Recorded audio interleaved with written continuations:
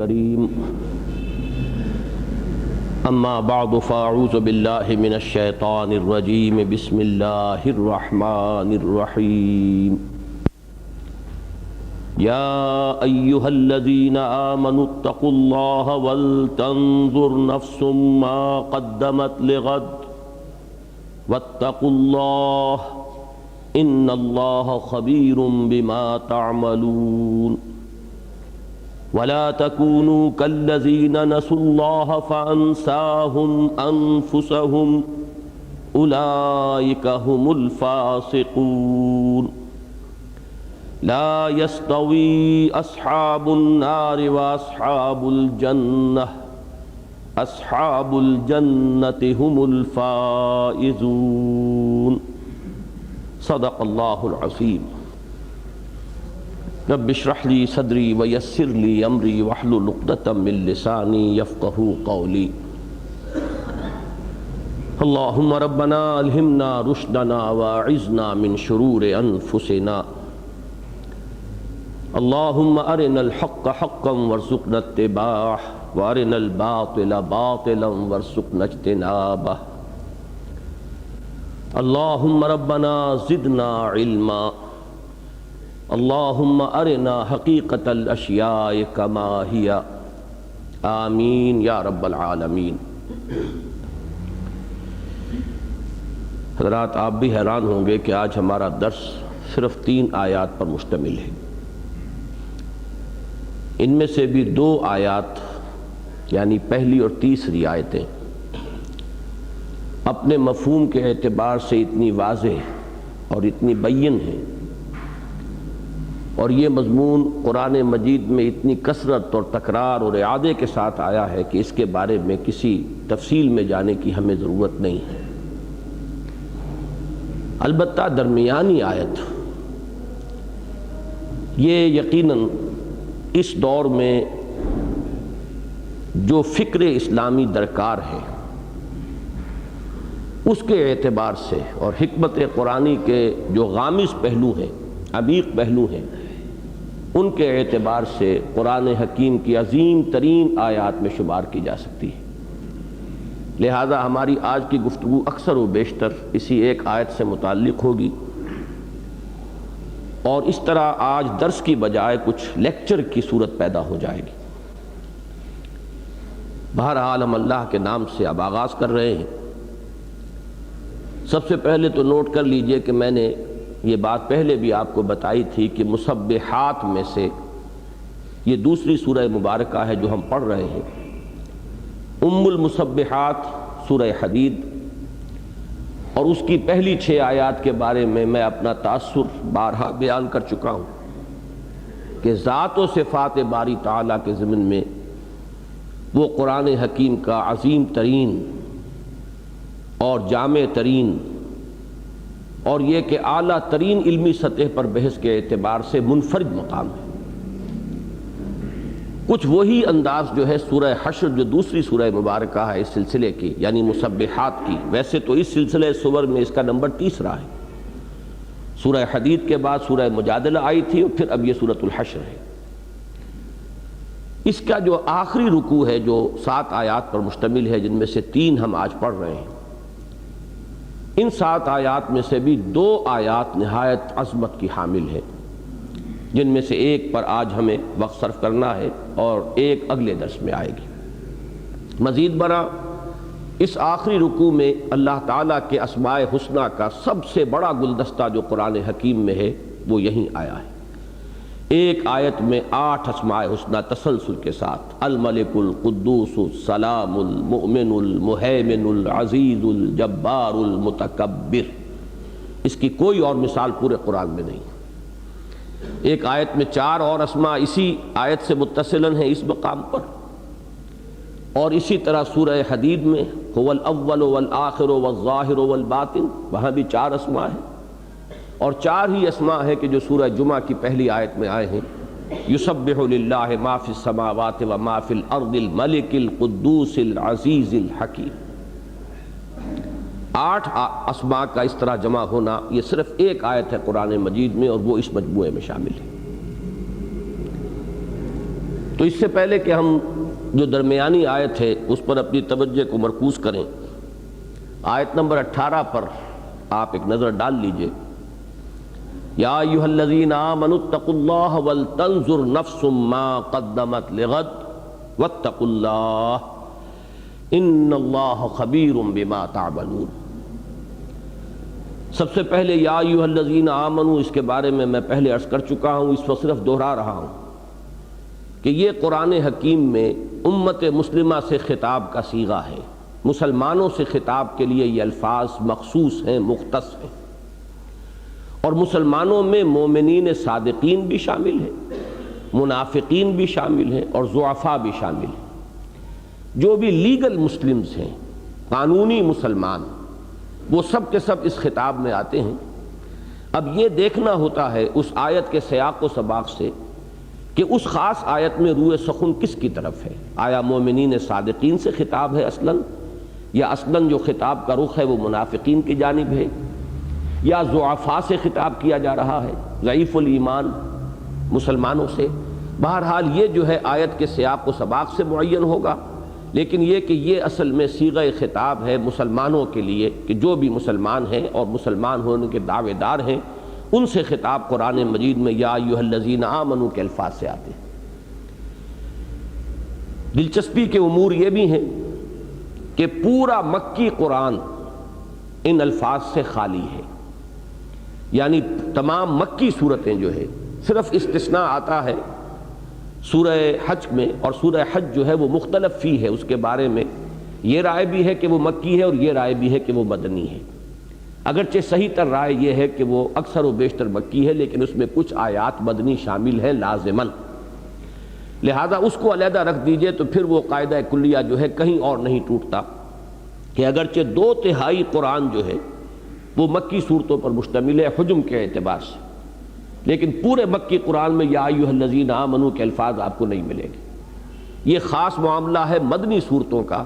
اس کی وجہ یہ ہے کہ مدینے ہی میں آ کر باضابطہ امت کی تشکیل ہوئی اور امت مسلمہ کی تاج پوشی ہوئی۔ سابقہ امت مسلمہ کو معزول کر کے اب امت محمد صلی اللہ علیہ وسلم کو اس مقام پر لایا گیا، اور اسی کی علامت اور اسی کے سمبل کے طور پر تحویل قبلہ کا معاملہ ہوا۔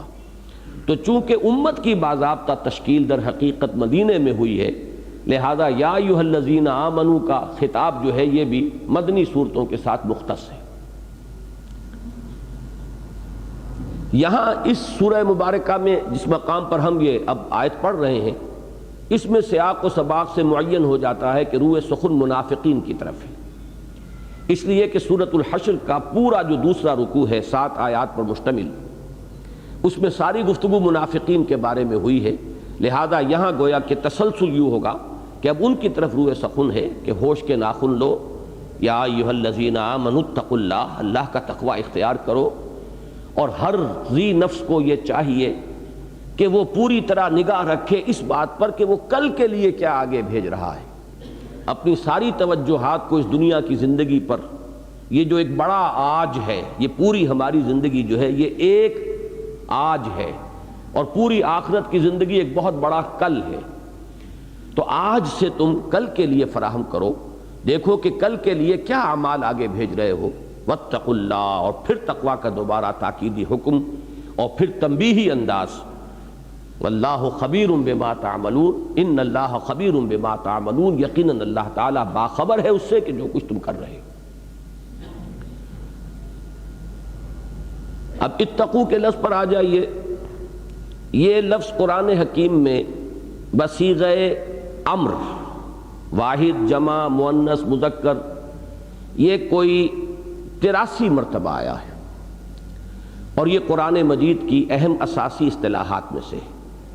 اس میں بھی یہ تقسیم آپ کو ملے گی کہ یہ لفظ مکی صورتوں میں بہت کم آیا ہے، زیادہ تر یہ لفظ جو ہے مدنی صورتوں میں آپ کو ملے گا۔ اس کی وجہ بھی صاف ہے کہ مکی صورتوں میں اصلاً دعوت ایمان ہے، اور دعوت ایمان کا عملی نتیجہ جو ہے اس کا تقاضا وہ ہے تقویٰ، وہ ہے کہ جو مدنی صورتوں میں بکثرت جس کو نمایاں کیا گیا ہے۔ اس جگہ ہم یہ دیکھ رہے ہیں کہ ایک ہی آیت میں یہ لفظ 2 مرتبہ آیا، یا ایھا الذین آمنوا اتقوا اللہ وَلْتَنظُرْ نَفْسٌ مَّا قَدَّمَتْ لِغَدٍ وَاتَّقُوا اللَّهَ إِنَّ اللَّهَ خَبِيرٌ بِمَا تَعْمَلُونَ۔ اس کی مثال قرآن مجید میں صرف ایک اور ہے۔ سورہ نساء کی پہلی آیت میں بھی یہ کیفیت ہے کہ ایک آیت میں 2 مرتبہ یہ فعل امر آیا ہے، اتقوا یا ایھا الناس اتقوا ربکم الذی خلقکم من نفس واحدۃ وخلق منها زوجها وبث منهما رجالا كثيرا ونساء واتقوا الله الذي تساءلون به والارحام ان الله كان عليكم رقيبا۔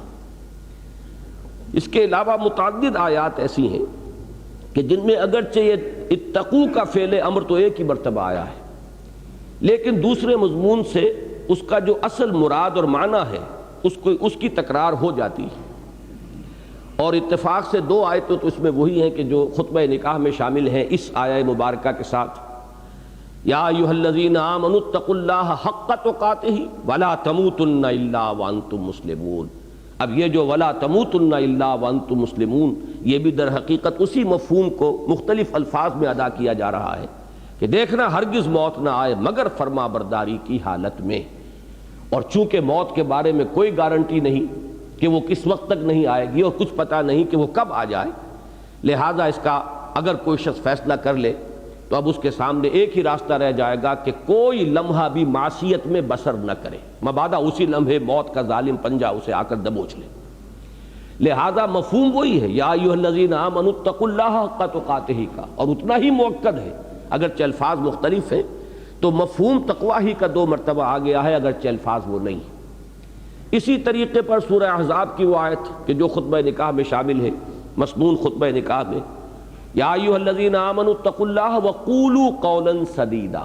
اب یہ جو دوسرا ٹکڑا ہے قولوا قولا سدیدا، اس کا بھی مفاد کیا ہے؟ زبان کا تقویٰ، کہ زبان کا احتیاط کے ساتھ استعمال ہو، اس سے کوئی حرف ایسا نہ نکلنے پائے کہ جو انسان جس کو حق نہ رکھتا ہو کہنے کا اور جس کو وہ ایکسپلین نہ کر سکے قیامت کے دن، تو یہ در حقیقت تقویٰ ہے۔ تو مفہوم وہی ہے اگرچہ الفاظ مختلف ہیں۔ اسی طرح سورہ تغابن کی آیت ہے فاتقوا اللہ ما استطعتم واسمعوا واطیعوا۔ اب یہ سمع و طاعت جو ہے، ظاہر بات ہے کہ یہ سلسلہ سمع و طاعت جو ہے اسلامی نظام میں اور اسلامی معاشرے میں، اس کا نقطۂ آغاز تو اللہ کی اطاعت ہے، اور اللہ کی اطاعت ہی تقویٰ سے مراد ہے، تو بات وہی دوبارہ کہی گئی ہے اگرچہ الفاظ مختلف ہو گئے ہیں۔ تو میں نے یہ چند مثالیں اس لیے دی ہیں کہ یہ بات واضح ہو جائے کہ یہ قرآن حکیم کے بہت بنیادی اصطلاحات میں سے بھی ہے، اور جو مین تھیمز ہیں قرآن کے ان میں سے یہ ایک اہم تھیم ہے۔ البتہ جہاں تک اس کے ترجمے کا تعلق ہے، ہمارے ہاں اردو تراجم میں بھی اور دوسرے تراجم میں بھی، انگریزی کے بھی جو ابتدائی تراجم نظر سے گزرے ہیں، اس میں ایک غلطی ہوئی ہے، اور وہ غلطی یہ ہے کہ لفظ ڈر استعمال کیا گیا ہے۔ اس سے مخالفین کو، خصوصاً عیسائی مستشرقین کو یہ موقع ملا ہے کہ وہ قرآن پر اور اسلام پر حملہ کریں، اور ان کے طعن کے لیے در حقیقت بنیاد خود ہم نے فراہم کر دی، اس لیے کہ ڈر، اتقوا کا مطلب ڈرو اللہ سے، یہ اس کا کوئی اچھا ترجمہ نہیں ہے، اگرچہ مراد کے اعتبار سے قریب پہنچ جانے والی بات ہے، لیکن تقویٰ اور خوف میں بڑا فرق ہے۔ خوف بھی عربی زبان کا لفظ ہے، فلا تخافوہم وخافونی، ان سے مت ڈرو، مجھ سے ڈرو، تو خوف کا لفظ بھی آیا ہے، اور لفظ خوف جو ہے وہ عربی زبان کا اپنا لفظ قرآن مجید میں مستعمل، اب اس کا تو صحیح ترین ترجمہ ڈر ہے، اللہ سے ڈرو، لیکن تقویٰ کا مفہوم جو ہے اس کو جان لیجئے کہ اس میں بچنا، اصل مفہوم اس کا ہے بچنا، وقا یقی بچنا، اور وقا سے واو، قاف اور یا کا جو یہ مادہ ہے، حروف اصلی یہ 3 ہوئے، اب یہ چونکہ 2 حروف علت آ گئے، شروع میں واو ہے وہ بھی حرف علت، پھر یا ہے آخر میں وہ بھی حرف علت، تو یہ مشکل الفاظ میں سے ہے، یہ مادہ مشکل مادوں میں سے ہے۔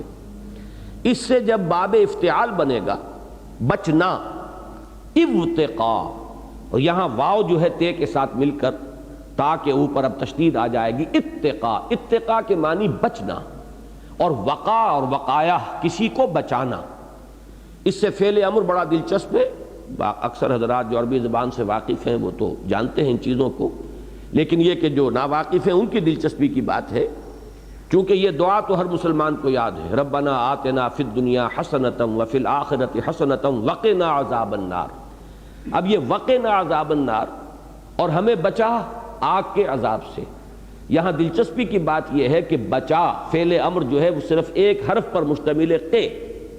واو جو پہلے ہے وہ حروف اصلیہ میں سے نہیں ہے بلکہ وہ تو حرف عطف ہے، وَقِنَا عَذَابَ النَّارِ، اور بچا ہمیں آگ کے عذاب سے۔ تو بچنا اس کا اصل مفہوم ہے۔ اسی لیے کہیں قرآن مجید کہتا ہے وَاتَّقُوا يَوْمًا لَا تَجْزِي نَفْسٌ عَن نَفْسٍ شَيْئًا، کہیں کہتا ہے فَاتَّقُوا النَّارَ الَّتِي وَقُودُهَا النَّاسُ وَالْحِجَارَةُ، بچو اس آگ سے۔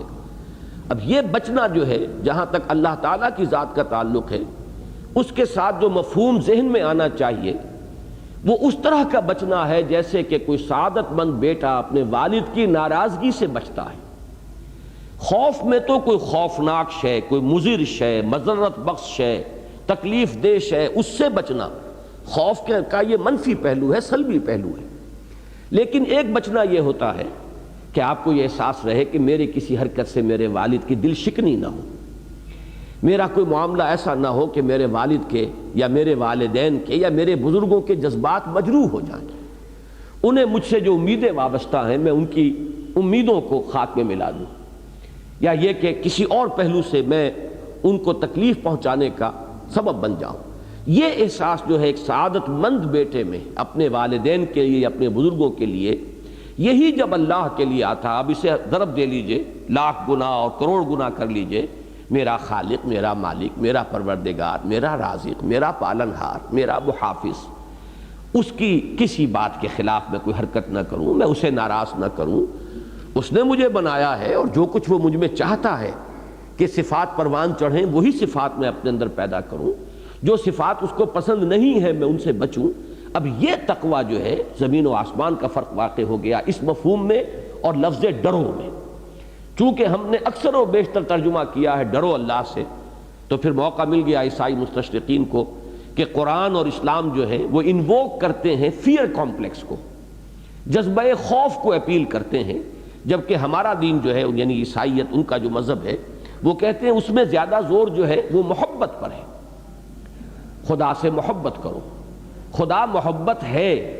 یہ آپ نے سلوگنز دیکھے ہوں گے اکثر و بیشتر جو ان کے یہ ایسی مطبوعات جو تبلیغی یہ شائع کرتے ہیں، خدا محبت ہے اور خدا سے محبت کرو، لو دائی نیبر ایز دائی سیلف، اسی کا عکس ہے کہ اپنے پڑوسی سے بھی ایسے ہی محبت کرو جیسے اپنے آپ سے کرتے ہو۔ یہ ساری چیزیں جو ہیں در حقیقت واقعہ یہ کہ صحیح ہیں، اور اسلام میں بھی یہ چیزیں بتمام و کمال موجود ہیں۔ یہی وجہ ہے کہ اللہ تعالیٰ کا جو تعارف قرآن مجید کراتا ہے بالکل آغاز میں، الحمدللہ رب العالمین الرحمن الرحیم مالک یوم الدین، اگرچہ جزا و سزا کے دن کے مالک کا تصور لایا گیا تیسری آیت میں، لیکن وہ بھی بڑے نرم الفاظ میں، جزا و سزا کے دن کا مختار مطلق۔ باقی جو اس کی شان نمایاں کی گئی ہیں وہ تو وہ قابل تعریف ہستی ہے جس میں تمام محاسن اور کمالات موجود ہیں، اور وہ تمام جہانوں کی پروردگار ہے، پالنہار ہے، محافظ ہے، وہ رحمان ہے، رحیم ہے، اس کی رحمت ٹھاٹھے مارتے ہوئے سمندر کے مانند بھی ہے، اور ایک مستقل مزاجی کے ساتھ رواں دواں دریا کے مانند بھی ہے کہ جس میں تسلسل ہوتا ہے۔ اب یہ جو تعارف ہو رہا ہے اللہ تعالیٰ کا، ظاہر بات ہے کہ یہ کسی خوفناک اور ڈراؤنی ہستی کا تعارف نہیں ہے، بلکہ ایک ایسی ہستی کا تعارف ہے جو خود بھی محبت کرنے والی ہے، ودود ہے، شفیق ہے، رؤوف ہے، رحیم ہے، اور پھر یہ کہ وہ اس قابل ہے کہ اس سے محبت کی جائے، بلکہ سب سے زیادہ محبت اسی سے کی جائے، والذین آمنوا اشد حبا للہ۔ تو یہ جو ہے، اور محبت کو جس طریقے سے حضور نے پھر بیان کیا، لا یؤمن احدکم حتی یحب لاخیہ ما یحب لنفسہ، تم میں سے کوئی شخص مومن ہو ہی نہیں سکتا جب تک کہ وہ اپنے بھائی کے لیے بھی وہی شے پسند نہ کرے جو اپنے لیے پسند کرتا ہے۔ تو لو دائی نیبر ایز دائی سیلف، اب اس سے اور آگے کیا بات ہوگی؟ تو در حقیقت یہ اعتراض کرنے کا موقع ملا ہے ہمارے ان تراجم کی وجہ سے کہ ہم نے لفظ ڈر کو بہت نمایاں کیا ہے۔ انذار کا لفظ آتا ہے بہت کثرت سے، انذر، اب اس کا ترجمہ بھی اگر کر دیا جائے ڈراؤ، اب یہ بھی بڑا بھونڈا ترجمہ ہے، میں کم سے کم لفظ جو اس کے لیے استعمال کروں گا غلط تو نہیں کہوں گا، اس لیے کہ نتائج کے اعتبار سے ڈانڈے مل جاتے ہیں دونوں مفاہیم کے، لیکن یہ کہ بھونڈا ترجمہ ضرور ہے۔ وہاں ہونا چاہیے خبردار کرو۔ انذار کا مفہوم ہے وارن کرنا۔ اب اگر کوئی شخص اندھا چلا جا رہا ہے، اسے نظر نہیں آ رہا، آگے سڑک کھدی ہوئی ہے، آپ پکار کر اسے خبردار کرتے دیکھنا بھئی آگے سڑک کھدی ہوئی ہے، میں ڈرانا نہیں ہے، در حقیقت انذار جو ہے اس کے معنی خبردار کرنا، وارن کرنا۔ اسی طریقے پر تقوی کا مفہوم ہے بچنا، اتقوا اللہ، بچو اللہ کی ناراضگی سے، بچو اللہ کی معصیت سے۔ یہ تمام لفظ مفہوم کے اندر وہ چیز، جیسا کہ میں نے عرض کیا کہ ڈر محاسبہ اخروی کا جو خوف ہے وہ بھی مطلوب شے ہے، لیکن یہ کہ ان تمام چیزوں کو جب لفظ ڈر کے عنوان کے تحت ہم لے آئے تو یقیناً اس سے پھر اس کا جو ایک ریزلٹنٹ، جو ایک اثر مترتب ہوا ہے نتیجے کے طور پر، وہ یقیناً وہ ایسا ہے کہ جس پر پھر اعتراض کی گنجائش پیدا ہوتی ہے۔ یا ایھا الذین آمنوا اتقوا اللہ ولتنظر نفس ما قدمت لغد۔ اب اس تقوی کے ساتھ، جیسا کہ آپ کو معلوم ہے ایمانیات جو ہیں، ایمان باللہ اس کا لازمی تقاضا کیا ہے؟ اللہ کا تقوی، اور ایمان بالآخرہ اس کا لازمی تقاضا کیا ہے؟ انسان کی نگاہ آخرت پر جمی رہے کہ میری منزل وہ ہے، اصل ٹھکانہ وہ ہے، اصل گھر وہ ہے۔ وَإِنَّ دَارَ الْآخِرَةَ لَهِيَ الْحَيَوَانُ لَوْ كَانُوا يَعْلَمُونَ۔ ہر وقت دھن یہ انسان کے سر پر سوار رہے کہ کل کے لیے میں نے کیا فراہم کیا ہے۔ اب یہاں بڑے لطیف انداز میں آیا ہے، جیسا کہ میں نے ابتدا میں عرض کیا تھا کہ پوری اخروی زندگی کو ایک بہت بڑے کل سے تعبیر کیا گیا، گویا کہ ہماری یہ پوری دنیاوی زندگی، خواہ وہ 80 برس کی ہو، 100 برس کی ہو، یہ ایک آج کے مترادف ہے۔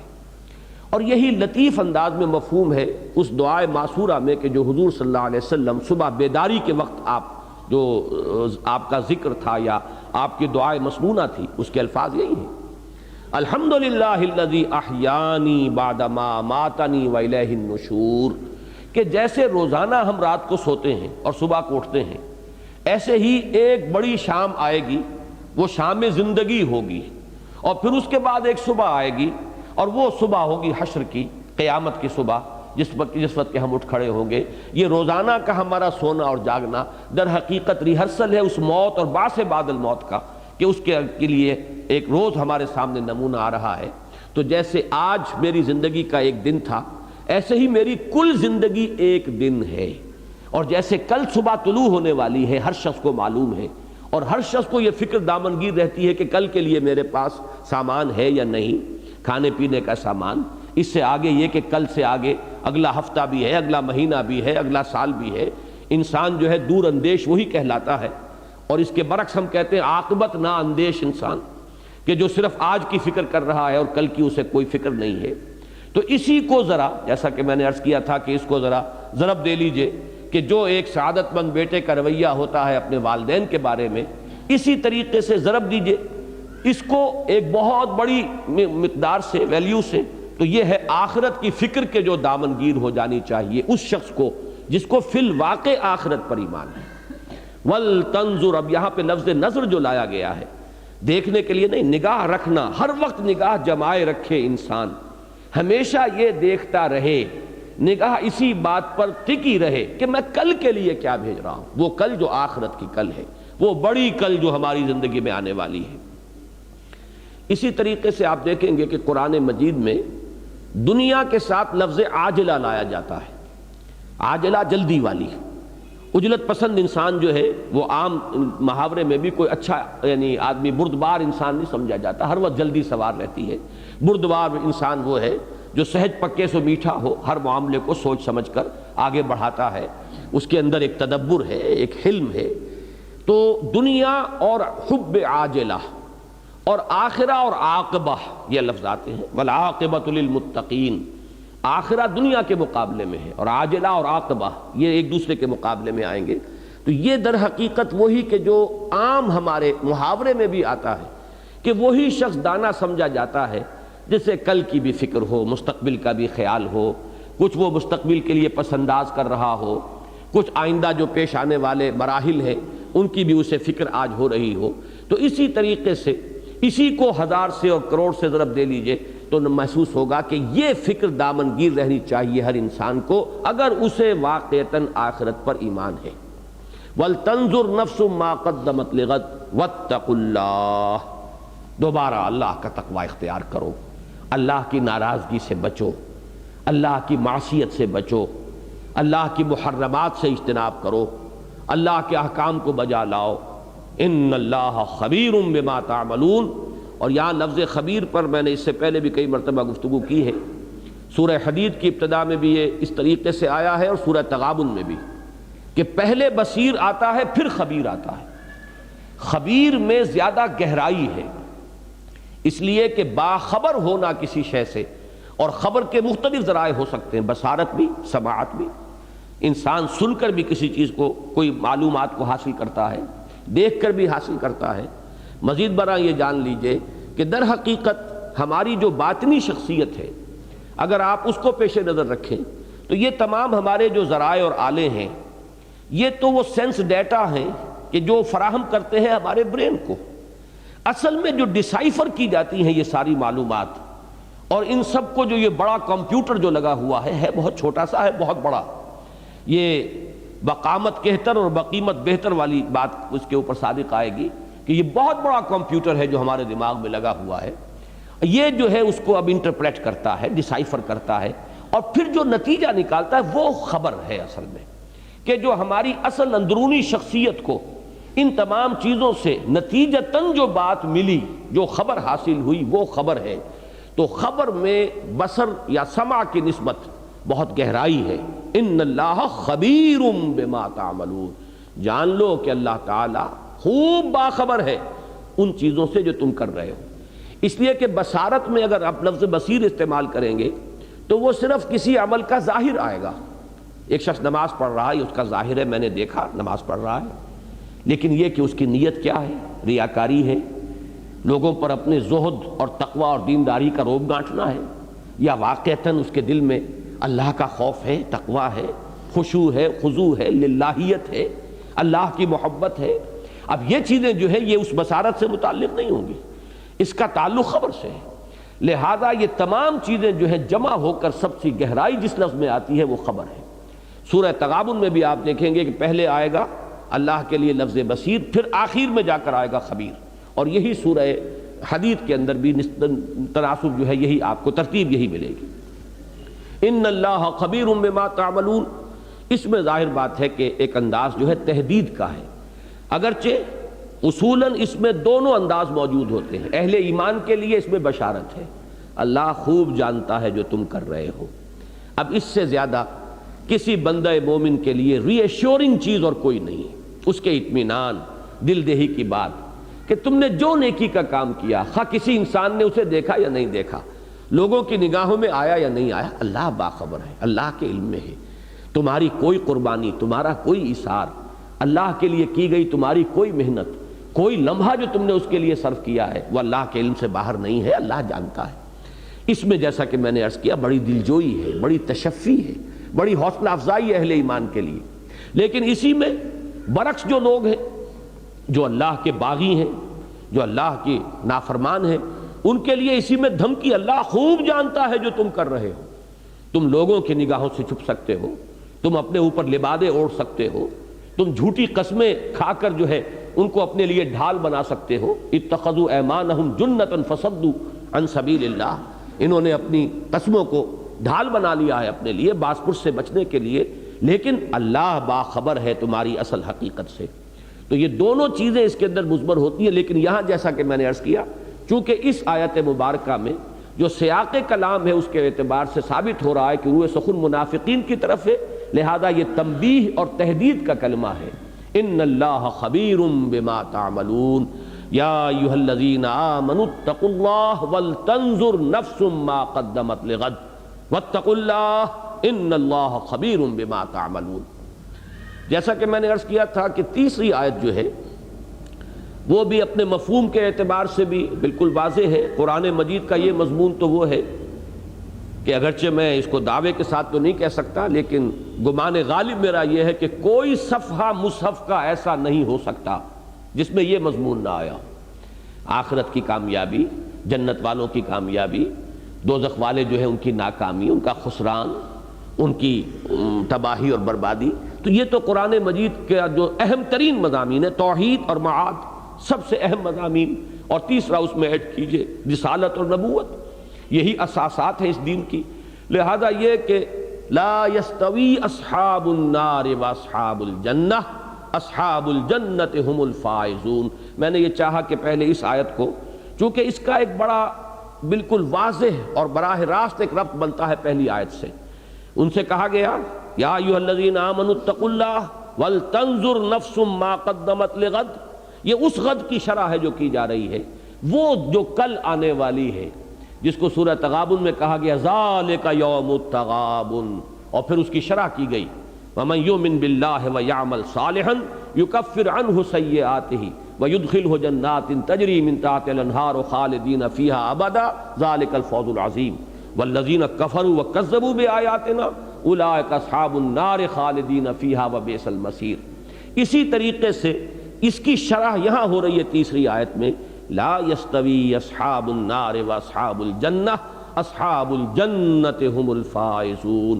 وہ جو کل آنے والی ہے اس کل کے بارے میں جان لو کہ یہ دو حصوں میں نوع انسانی کو تقسیم ہو جانا ہے، اور وہ برابر نہیں ہوں گے، وہ بہت ہی فرق و تفاوت ہوگا ان کے مابین. جو ان کا انجام جس سے کہ انہیں دوچار ہونا ہے اس کے فرق و تفاوت کا تم اندازہ نہیں کر سکتے. ہرگز برابر نہیں ہوں گے جنت والے. لا یستوی اصحاب النار و اصحاب الجنہ، آگ والے اور جنت والے. جان لو قطعی طور پر، یقینی طور پر، حتمی طور پر کہ اصحاب الجنت ہم الفائزون. فوز و فلاح اور کامیابی اور کامرانی وہ اصحاب الجنہ کا نصیب بننے والی ہے، وہی ہوں گے کامیاب.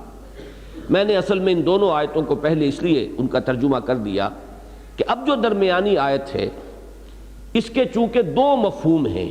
ایک اس کا سرسری مفہوم ہے کہ جو ان دونوں آیتوں کو اگر سامنے رکھیں تو وہ بالکل سیاق و سباق کے اعتبار سے جیسے کہ نگینہ کہیں جڑا ہوا ہو کسی انگوٹھی کے درمیان میں، ایسے ہی ان دو آیتوں کے درمیان یہ نگینہ جڑا ہوا نظر آئے گا. اگرچہ اس کا جو وہ گہرا مفہوم ہے اس کے اعتبار سے بحث ہمیں تفصیلاً بعد میں کرنی ہے، لیکن یہاں اس نگینے کے اعتبار سے اسے پہچان لیجئے کہ اس آیت کا اکثر مفسرین نے جو مفہوم لیا ہے وہ یہی ہے جو اب میں بیان کر رہا ہوں. اور وہ کیا ہے؟ وَلَا تَكُونُوا كَالَّذِينَ نَسُوا اللَّهَ فَأَنسَاهُمْ أَنفُسَهُمْ. اور مت ہو جانا ان لوگوں کے مانند جنہوں نے اللہ کو بھلا دیا تو اللہ نے انہیں غافل کر دیا اپنے آپ سے. اب یہاں پر اپنے آپ سے غافل کر دینے کا مطلب اکثر و بیشتر مفسرین نے یہ لیا ہے کہ انہیں اپنے حقیقی نفع و نقصان سے بے خبر کر دیا. انہیں یہ احساس نہ رہا کہ اصل کامیابی کون سی ہے اور اصل ناکامی کون سی ہے. اپنے اصل نفع و نقصان کو پہچانتے تو تقویٰ کی روش اختیار کرتے. اللہ تعالیٰ نے چونکہ انہوں نے اللہ کو نظر انداز کر دیا، اللہ کو بھلا دیا، اللہ سے منہ موڑ لیا، اللہ سے پیٹھ موڑ لی، لہٰذا اللہ نے انہیں اپنے اصل نفع نقصان سے، اپنے اصل خیر و شر سے، اپنے اصل فائدے اور نقصان سے انہیں بے خبر کر دیا. ان کی نگاہ وہاں سے ہٹ گئی، اس لیے کہ اصل نفع تو اس میں تھا اللہ کے احکام پر عمل کرتے اور جنت والوں میں سے بنتے، اور اصل نقصان یہ ہے کہ اللہ کی نافرمانی کی ہے، معصیت کی زندگی بسر کی ہے، اور انہوں نے اپنے آپ کو اصحاب الجحیم میں سے بنا لیا ہے. لہذا اس اصل اپنے نفع و نقصان سے بے خبر ہو جانا گویا کہ وہ مراد ہے فَأَنسَاهُمْ أَنفُسَهُمْ. اللہ نے انہیں اپنے آپ سے غافل کر دیا، یعنی اپنے بھلے برے کی جو پہچان تھی، حقیقی بھلے اور برے کی پہچان، وہ ان سے سلب کر لی. اور اس میں امام راضی نے ایک مفہوم اور بھی لیا ہے کہ اس سے مراد ہے میدان حشر میں جو بڑے شدائد ہوں گے اور مصائب ہوں گے. وہ دن ایسا ہے جس کے بارے میں کہا گیا سورہ مزمل میں یوم یجعل الولدان شیبا، وہ دن کے جو بچوں کو بوڑھا کر دے گا. اس کا جو ہولناک انداز ہے، اس کے جو شدائد ہوں گے اس کے اعتبار سے، جیسے کہ سورہ حج کی پہلی آیت میں فرمایا یا ایھا الناس اتقوا ربکم ان زلزلۃ الساعۃ شیء عظیم یوم ترونها تذہل کل مرضعۃ عما ارضعت وتضع كل ذات حمل حملها وترى الناس سكارى وما هم بسكارى ولكن عذاب الله شدید. اے لوگو، اے انسانوں، اللہ کا تقوی اختیار کرو. وہ جو قیامت کی گھڑی آنے والی ہے، ساعہ، جب کہ زلزلہ آئے گا، وہ زلزلہ جو قیامت کا ہے وہ بہت شدید ہے، شیء عظیم. جس دن تم اسے دیکھو گے تو تمہیں اپنی ہوش نہ رہے گی. تذہل کل مرضعۃ عما ارضعت، ہر دودھ پلانے والی اپنے بچے کو بھول جائے گی، اور لوگوں حمل والیوں کے حمل گر جائیں گے. اس کی دہشت ناکی کا یہ عالم ہوگا. تو بعض حضرات نے اس مفہوم کو بھی اسی معنی میں لیا ہے کہ وہ میدان حشر ایسا ہوگا جسے ہم محاورے میں کہتے ہیں کہ لوگوں کو اپنے تن کا ہوش نہ رہے گا. یہ جو فَأَنْسَاهُمْ أَنفُسَهُمْ، لوگ اپنے تن سے غافل ہو جائیں گے، انہیں اپنے تن کا ہوش نہ رہے گا، یہ مراد ہے وَلَا تَكُونُوا كَالَّذِينَ نَسُوا اللَّهَ فَأَنْسَاهُمْ أَنفُسَهُمْ سے. اب ظاہر بات ہے کہ اولئک هم الفاسقون، اس آخری ٹکڑے کا ربط اس کے ساتھ جڑ جاتا ہے کہ جن لوگوں کو اپنے حقیقی نفع و نقصان کا اور اپنے اصل فائدے اور نقصان کا احساس نہ رہے، ظاہر بات ہے کہ کھل کھیلیں گے، پھر یہاں پر رنگ رلیاں کریں گے، عیاشیاں کریں گے. فسق و فجور جو ہے وہ اس کا منطقی نتیجہ ہے. یہ مفہوم تو میں نے عرض کر دیا، یہ وہ مفہوم ہے کہ جو اکثر مفسرین نے لیا ہے، لیکن جیسا کہ میں نے عرض کیا اس آیہ مبارکہ کا ایک اور مفہوم ہے جو گہرائی میں ذرا اتر کر سامنے آتا ہے. اور اس دور میں جس حکمت دین کی ضرورت ہے، جس کو علامہ اقبال نے reconstruction of religious thought in Islam, Islam میں فکر الہیات کی اور اسلامی فکر کی ایک تشکیل جدید جو اس دور میں انسان کی ضرورت ہے، اس کے اعتبار سے اس آیہ مبارکہ کا بڑا اہم مقام ہے، اور اس کے لیے ذرا ہمیں اس پر گہرائی میں اتر کر غور کرنا ہوگا. اس لیے کہ یہاں اب الفاظ پر اس سیاق و سباق سے بھی ذرا نگاہ ہٹا لیجئے، اور جو مفہوم میں نے بیان کیا ہے ذرا اس کو بھی تھوڑی دیر کے لیے ذہن سے نکال دیجئے. وَلَا تَكُونُوا كَالَّذِينَ، اب الفاظ پر توجہ کیجئے، پوری اسی آیہ مبارکہ کے الفاظ پر. وَلَا تَكُونُوا كَالَّذِينَ نَسُوا اللَّهَ فَأَنْسَاهُمْ أَنفُسَهُمْ، نہ ہو جانا ان لوگوں کے مانند جنہوں نے بھلا دیا اللہ کو، تو اللہ نے بھلا دیا انہیں اپنا آپ. اب یہاں پر لفظ انفسہم جو ہے یہ اصل میں کانٹے کا لفظ ہے، اہم ترین لفظ ہے. یہ بنیادی لفظ ہے کہ اس پر توجہ کریں گے تو پھر اس کی گہرائیوں میں انسان جو ہے وہ جھانک سکے گا. نفس کسے کہتے ہیں؟ میں آج جائزہ لے رہا تھا، 301 مرتبہ یہ لفظ قرآن مجید میں آیا ہے، اور اتنے مختلف اس کے مفاہیم ہیں، اتنے مختلف معنی میں استعمال ہوا ہے، جن میں سے 4 تو میں یہیں آپ کو اس وقت گنواؤں گا. اور سب سے اہم جو اس کا استعمال ہوا ہے، جس کے لیے کہ بڑی تعویل کی ضرورت ہے، وہ خود اللہ کے لیے اس لفظ کا اطلاق ہوا ہے. چنانچہ 2 جگہ فرمایا گیا ہے سورہ آل عمران میں، وَيُحَذِّرُكُمُ اللَّهُ نَفْسَهُ، ایک جگہ وَإِلَيْهِ الْمَصِيرُ، یہ آیت نمبر 28 ہے. وَيُحَذِّرُكُمُ اللَّهُ نَفْسَهُ وَإِلَيْهِ الْمَصِيرُ، اللہ تعالیٰ تمہیں ڈراتا ہے، خبردار کرتا ہے اپنے آپ سے. اللہ کے لیے لفظ نفس آ رہا ہے، اللہ اپنے سے ڈرا رہا ہے، اپنی پکڑ سے، اپنی سزا سے، اپنی عقوبت سے، اور اسی کی طرف لوٹنا ہے. آیت نمبر 28 سورہ آل عمران. اسی سورہ مبارکہ کی ایک ہی آیت کے بعد آیت نمبر 30 ہے، وَيُحَذِّرُكُمُ اللَّهُ نَفْسَهُ وَاللَّهُ رَءُوفٌ بِالْعِبَادِ، اللہ تعالیٰ تمہیں ڈرا رہا ہے اپنے سے. یہاں نفسہو کا لفظ جو آ رہا ہے اللہ کی ذات کے لیے آ رہا ہے. اسی طریقے سے 2 مرتبہ یہ لفظ آیا ہے ذات باری تعالیٰ پر اطلاق کے ساتھ سورہ انعام میں. آیت نمبر 12 میں فرمایا کتب علی نفسہ الرحمہ، اللہ نے اپنے اوپر رحمت کو لازم کر لیا ہے. اب یہاں نفس کا لفظ اللہ کی ذات کے لیے آ رہا ہے.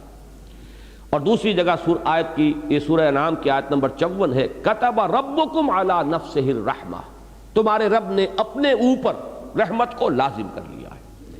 ظاہر بات ہے کہ اس لفظ سے یہاں پر اب اللہ تعالیٰ کی ذات تو نہ تو اس کا کوئی تجزیہ ہو سکتا ہے، نہ اس کے اجزاء ہیں، نہ اس کے لیے نفس کا اس معنی میں ہم کوئی تصور کر سکتے ہیں جیسے ہم اپنے نفس کے لیے لفظ کا اطلاق کرتے ہیں.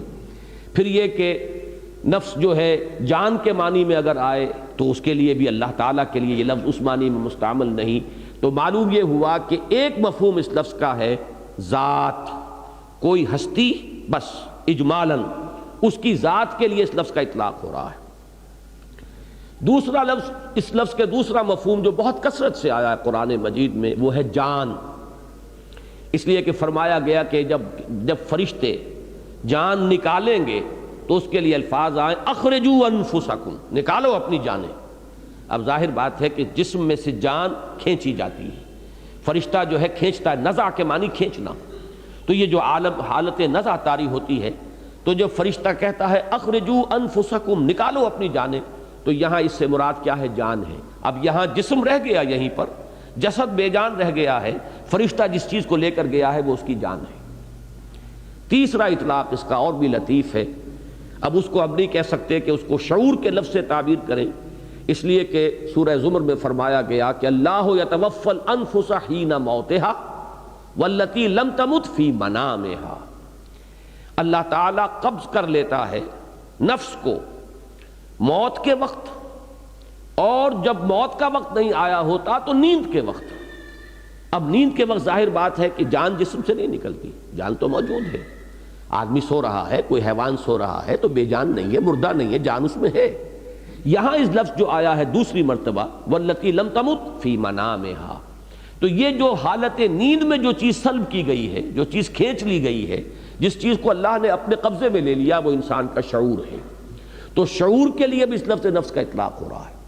اور چوتھا اس کا جو سب سے زیادہ کثیر الاستعمال لفظ ہے وہ انسان کا وجود کلی، اس میں اس کی روح بھی آ گئی، اس کی جان بھی آ گئی، اس کا وجود بھی آ گیا، اس کا نفس امارہ بھی آ گیا، اس کے اندر اس کا ضمیر بھی آ گیا، اس کے قلب میں جو کچھ ودیت شدہ فیکلٹیز ہیں، لطائف ہیں، وہ بھی آ گئے، تو بحیثیت مجموعی پورے انسان پر، اس کی حقیقت پر اس لفظ کا اطلاق ہو رہا ہے۔ تو یہ میں نے 4 استعمالات آپ کے سامنے رکھے، جن میں اہم ترین ہے خود اللہ کی ذات پر اس لفظ کا استعمال۔ ان چاروں کو ذہن میں جب رکھیے گا تو نفس کا مفہوم آئے گا۔ ایک اور لفظ بھی اس کے بارے میں نوٹ کر لیں کہ نفس کے ساتھ ہی ایک لفظ نفس آتا ہے، فے کے زبر کے ساتھ، اور یہ عجیب بات ہے، جیسے روح اور ریح حروف اصلی ایک ہی ہے، ریح ہوا اور روح، اس روح کے بارے میں تو بڑی طویل بحثیں جو ہیں ہم مختلف اوقات میں کرتے رہے ہیں، اور مسجد میں جمعے کے خطابات میں ان دنوں یہی مضمون جو ہے 3-4 جمعوں سے زیر بحث چلا آ رہا ہے۔ روح اور ریح میں جو تعلق ہے وہی نفس اور نفس میں ہے۔ نفس اس سانس کو کہتے ہیں جو آتا ہے اور جاتا ہے، ہوا اندر داخل ہوتی ہے پھیپھڑوں میں اور پھر باہر نکلتی، یہ نفس ہے۔ نفس کی جمع انفاس آتا ہے، جو صوفیہ کے ہاں پاس انفاس کا لفظ استعمال ہوتا ہے کہ ہر سانس کے ساتھ اللہ کا ذکر جو ہے انسان اس کی عادت ڈالے کہ کوئی سانس بھی غفلت میں نہ نکلے۔ جیسے کہ وہ شیخ سعدی نے بڑا خوبصورت انداز اختیار کیا ہے کہ ہر سانس جب انسان کے اندر جاتا ہے موجب تقویت ہوتا ہے، جب باہر نکلتا ہے تو صفائی کا ذریعہ بنتا ہے، پس بر ہر نفس 2 شکر واجب است۔ پس ثابت ہوا کہ ہر سانس پر 2 مرتبہ شکر کرنا واجب ہے، کہ ایک مرتبہ سانس اندر گیا، آکسیجن اندر گئی اور وہ آپ کے لیے انرجی کا ذریعہ بنی، آپ کی قوت کا ذریعہ بنی، اور دوسری مرتبہ وہ کاربن ڈائی آکسائڈ اور کچھ چیزیں لے کر باہر آ گئی تو وہ تنقیہ اور جسم کی صفائی کا ذریعہ بنی۔ پس بر ہر نفس 2 شکر واجب است۔ تو نفس اور نفس اور روح اور ریح حروف اصلی ایک ہی ہیں، جو تعلق ان میں ہے وہی ان کے مابین بھی موجود ہے۔ اب یہ نفس جو ہے اس تمام استعمالات کو سامنے رکھیے تو اس سے مراد جو نکلے گی وہ یہ ہے انسان کی اصل حقیقت۔ اللہ تعالیٰ اسے اپنی اصل حقیقت سے، اپنی اصل ذات سے غافل کر دیتا ہے۔ اس کے سامنے اپنا جسم تو ہے، اس کے تقاضے تو ہیں، اسے احساس ہے کہ پیٹ کھانے کو مانگ رہا ہے، بھوک لگی ہوئی ہے، ہنگر پینز ہو رہے ہیں، اسے احساس ہے کہ سردی ہے، مجھے کوئی گرم کپڑا جو ہے استعمال کرنا چاہیے، اوڑھ لینا چاہیے، اسے اپنے جسم کے تقاضوں کا پورا پورا احساس ہے۔ لیکن جو اس کی اصل حقیقت ہے، جو اصل انسان اس میں مضمر ہے، جو اس کا حقیقی وجود ہے، جس کی بنا پر وہ اشرف المخلوقات ہے، جس کی بنا پر اس کا یہ مقام ہے جملہ مخلوقات کے اندر جو اللہ نے اسے عطا فرمایا، وَلَقَدْ كَرَّمْنَا بَنِي آدَمَ وَحَمَلْنَاهُمْ فِي الْبَرِّ وَالْبَحْرِ وَرَزَقْنَاهُمْ مِنَ الطَّيِّبَاتِ وَفَضَّلْنَاهُمْ عَلَى كَثِيرٍ مِّمَّنْ خَلَقْنَا تَفْضِيلًا، اس سے وہ غافل ہو جاتا ہے۔ یہ ہے در حقیقت وہ شے کہ اس آیت کو اب رکھیے ایک مقولہ، یا بعض ہمارے ہاں صوفیہ تو اس کو حدیث کی حیثیت سے پیش کرتے ہیں، محدثین اسے حدیث کی حیثیت سے تو قبول نہیں کرتے، لیکن ہمارے ہاں بہت سے حضرات جو ہے اسے ایک حکیمانہ قول، کسی کے حکیمانہ مقولے کی حیثیت سے تسلیم کرتے ہیں، اور وہ در حقیقت اس آیہ مبارکہ کا کانورس ہے۔ من عرف نفسہ فقد عرف ربہ، بالکل یہ کہ جس نے اللہ کو بھلایا وہ اپنے آپ سے غافل ہو گیا، اپنی حقیقت سے بے خبر ہو گیا۔ جس نے اپنی حقیقت کو پہچان لیا اس نے اللہ کو پہچان لیا۔ مجھے دو اشعار یاد آ رہے ہیں، پتہ نہیں پورے ذہن میں ہوں گے یا نہیں، مفہوم ہے ذہن میں۔ کراجوئی چرا در پیچ و تابی کہ او پیداست تو زیر نقابی، تلاش او کنی جز خود نہ بینی، تلاش خود کنی جز او نہ یابی۔ کس کو تلاش کر رہے ہو؟ یہ جو انسان کے اندر ایک فطری جذبہ ہے۔ میں نے کئی دفعہ عرض کیا ہے اپنی گفتگوؤں میں کہ ہائی اسکول میں تقریباً 5 سال تک متواتر ایک دعا ہم صبح پڑھتے رہے، مجھ کو ہے تیری جستجو، مجھ کو تیری تلاش ہے، خالق میرے کہاں ہے تو، مجھ کو تیری تلاش ہے۔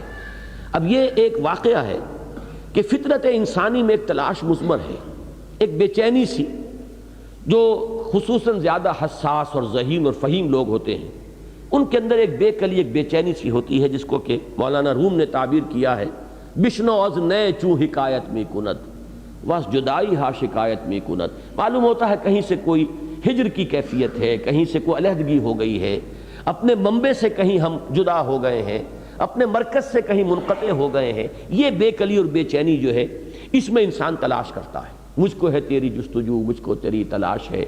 اب کس کا ہے یہ؟ علامہ اقبال کے اشعار ہے، کراجوئی کس کو تلاش کر رہے ہو بھائی؟ چرا در پیچ و تابی، کس لیے یہ پیچ و تاب، یہ بے کلی، یہ بے چینی؟ کراجوئی چرا در پیچ و تابی کہ او پیداست تو زیر نقابی۔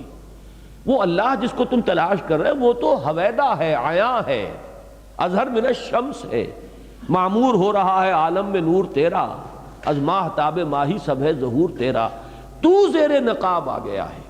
اب یہ جمعے کی تقاریر میں یہ بیان کر چکا ہوں ان دنوں میں، کشف المحجوب، محجوب تو ہم ہیں، غلاف تو ہمارے دلوں پر چڑھ گئے ہیں، زنگ تو ہمارے آئینہ قلب پر آ جاتا ہے، رخ تو ہم نے موڑا ہوا ہے اللہ کی طرف سے، ہم اس کی طرف روح نہیں کر رہے، اپنا رخ نہیں کر رہے، ہم تو مائل بکرم ہے، کوئی سائل ہی نہیں، راہ دکھلائیں کسے رہنم منزل ہی نہیں۔ تو یہ جو ہے ہم ہیں اصل میں جو محجوب ہیں، اسی محجوب کے لفظ کو علامہ یہاں لائے ہیں زیر نقاب۔ زیر نقاب تم ہو کہ او پیداست، وہ تو ذرے ذرے سے حویدہ ہے۔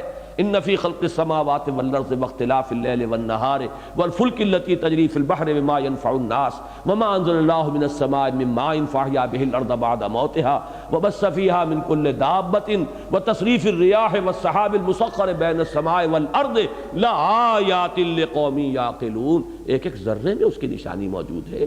کرا جوئی چرا در پیچ و تابی کہ او پیداست تو زیر نقابی، تلاش او کنی خود جز خود نہ بینی۔ جب تم اسے تلاش کرو گے تو اپنا آپ، اپنے اندر کی جو حقیقت ہے وہ تم پر آشکار ہو جائے گی۔ تلاش خود کنی جز او نہ یابی، اپنی حقیقت کو تلاش کرو گے تو اللہ کو پالو گے۔ اب یہ بالکل وہی مفہوم ہے کہ من عرف نفسہ فقد عرف ربہ، اور یہ آیہ مبارکہ وَلَا تَكُونُوا كَالَّذِينَ نَسُوا اللَّهَ فَأَنسَاهُمْ أَنفُسَهُمْ أُولَٰئِكَ هُمُ الْفَاسِقُونَ۔ میں نے پہلے بھی عرض کیا ہے اور اس وقت پھر نوٹ کر لیجئے توجہ کے ساتھ، علامہ اقبال جنہیں میں اس دور میں فکر اسلامی کے اعتبار سے مجدد سمجھتا ہوں، اب اس لفظ کو میرے غور سے سنیے گا۔ ایک ہے جامع شخصیت جس میں علم بھی ہو، عمل بھی ہو، پھر علم کے ساتھ فہم بھی ہو، تقوی بھی ہو، تدین بھی ہو، مجاہدانہ کردار بھی ہو۔ ہمارے پہلے مجددین اس شان کے ہوتے تھے کہ ان میں یہ تمام چیزیں بیک وقت نظر آتی تھی۔ ابن تیمیہ ہے، علم کے آسمان پر ہیں، تقوی اور تدین کی معراج پر ہیں، مجاہدہ بھی ہے، شمشیر بکف بھی ہیں، شاہ سید احمد بریلوی اور شاہ اسماعیل شہید ہیں، یہ مجددین کی شانیں۔ لیکن یہ کہ بہرحال ہر دور میں کچھ جزوی قسم کی شخصیتیں بھی پیدا ہوئی۔ تو میں آج کے دور میں اس کو اچھی طرح آپ کو بتا دینا چاہتا ہوں، یہ دور جو قحط الرجال کا دور ہے، ہمیں اس میں اپنے نقطۂ نظر کو بہت ہی پریگمیٹک اور پریکٹیکل بنا لینا چاہیے۔ آج کے دور میں کسی ایک پہلو سے بھی کسی کی کنٹریبیوشن نظر آ رہی ہو تو اس کا پورا اعتراف ہونا چاہیے، اس کی دوسری پہلوؤں کی جو کمیاں ہیں ان سے نگاہوں کو بند کیجئے، غض بصر کیجئے، اور اس کی جو عظمت کسی خاص پہلو سے نظر آ رہی ہے اس کا اعتراف کیجئے۔ میں اللہ کا شکر ادا کرتا ہوں کہ میرا مزاج اس نے خود اسی رنگ کا بنایا ہے۔ یہی وجہ ہے کہ مولانا مدنی رحمۃ اللہ علیہ کی جو بھی سیاسی پالیسی تھی اس سے مجھے شدید اختلاف، اس کے باوجود ان کی عظمت، ان کی محبت، ان کی عقیدت، ان کے مجاہدانہ کردار کا بڑا گہرا نقش میرے قلب پر ہے۔ مقابلتاً علامہ اقبال کو میں کوئی ولی نہیں سمجھتا، وہ متقی اور متدین آدمی نہیں تھے، علم دین میں بھی ان کا وہ مقام نہیں تھا، فکر دین میں، علم اور فکر کے درمیان فرق ہے۔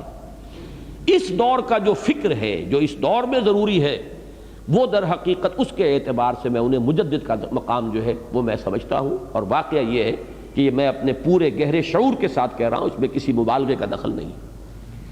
ان کا جو فکر ہے آپ کو معلوم ہے، فکر کس اعتبار سے، ویسے ان کی ایک سیاسی پالیسی بھی تھی، ان کا ایک ملی نقطہ نظر بھی تھا، ان کے اور مختلف پہلو ہیں، لیکن اصل میں فکر اسلامی میں ان کا جو مقام ہے، ایک تجدیدی جو ان کا درجہ اور مقام حاصل ہے، اس کا عنوان ہے ان کا فلسفہ خودی۔ یہ ہے گویا کہ لب لباب اور حاصل کلام، ان کو اگر فکر میں کوئی مقام حاصل ہے تو اس فلسفے کے حوالے سے حاصل ہے۔ اس اعتبار سے جان لیجئے یہ واقعہ، اللہ کا شکر ہے کہ سید نذیر نیازی مرحوم نے اس کو لکھ دیا اور یہ واقعہ لوگوں کے علم میں آ گیا۔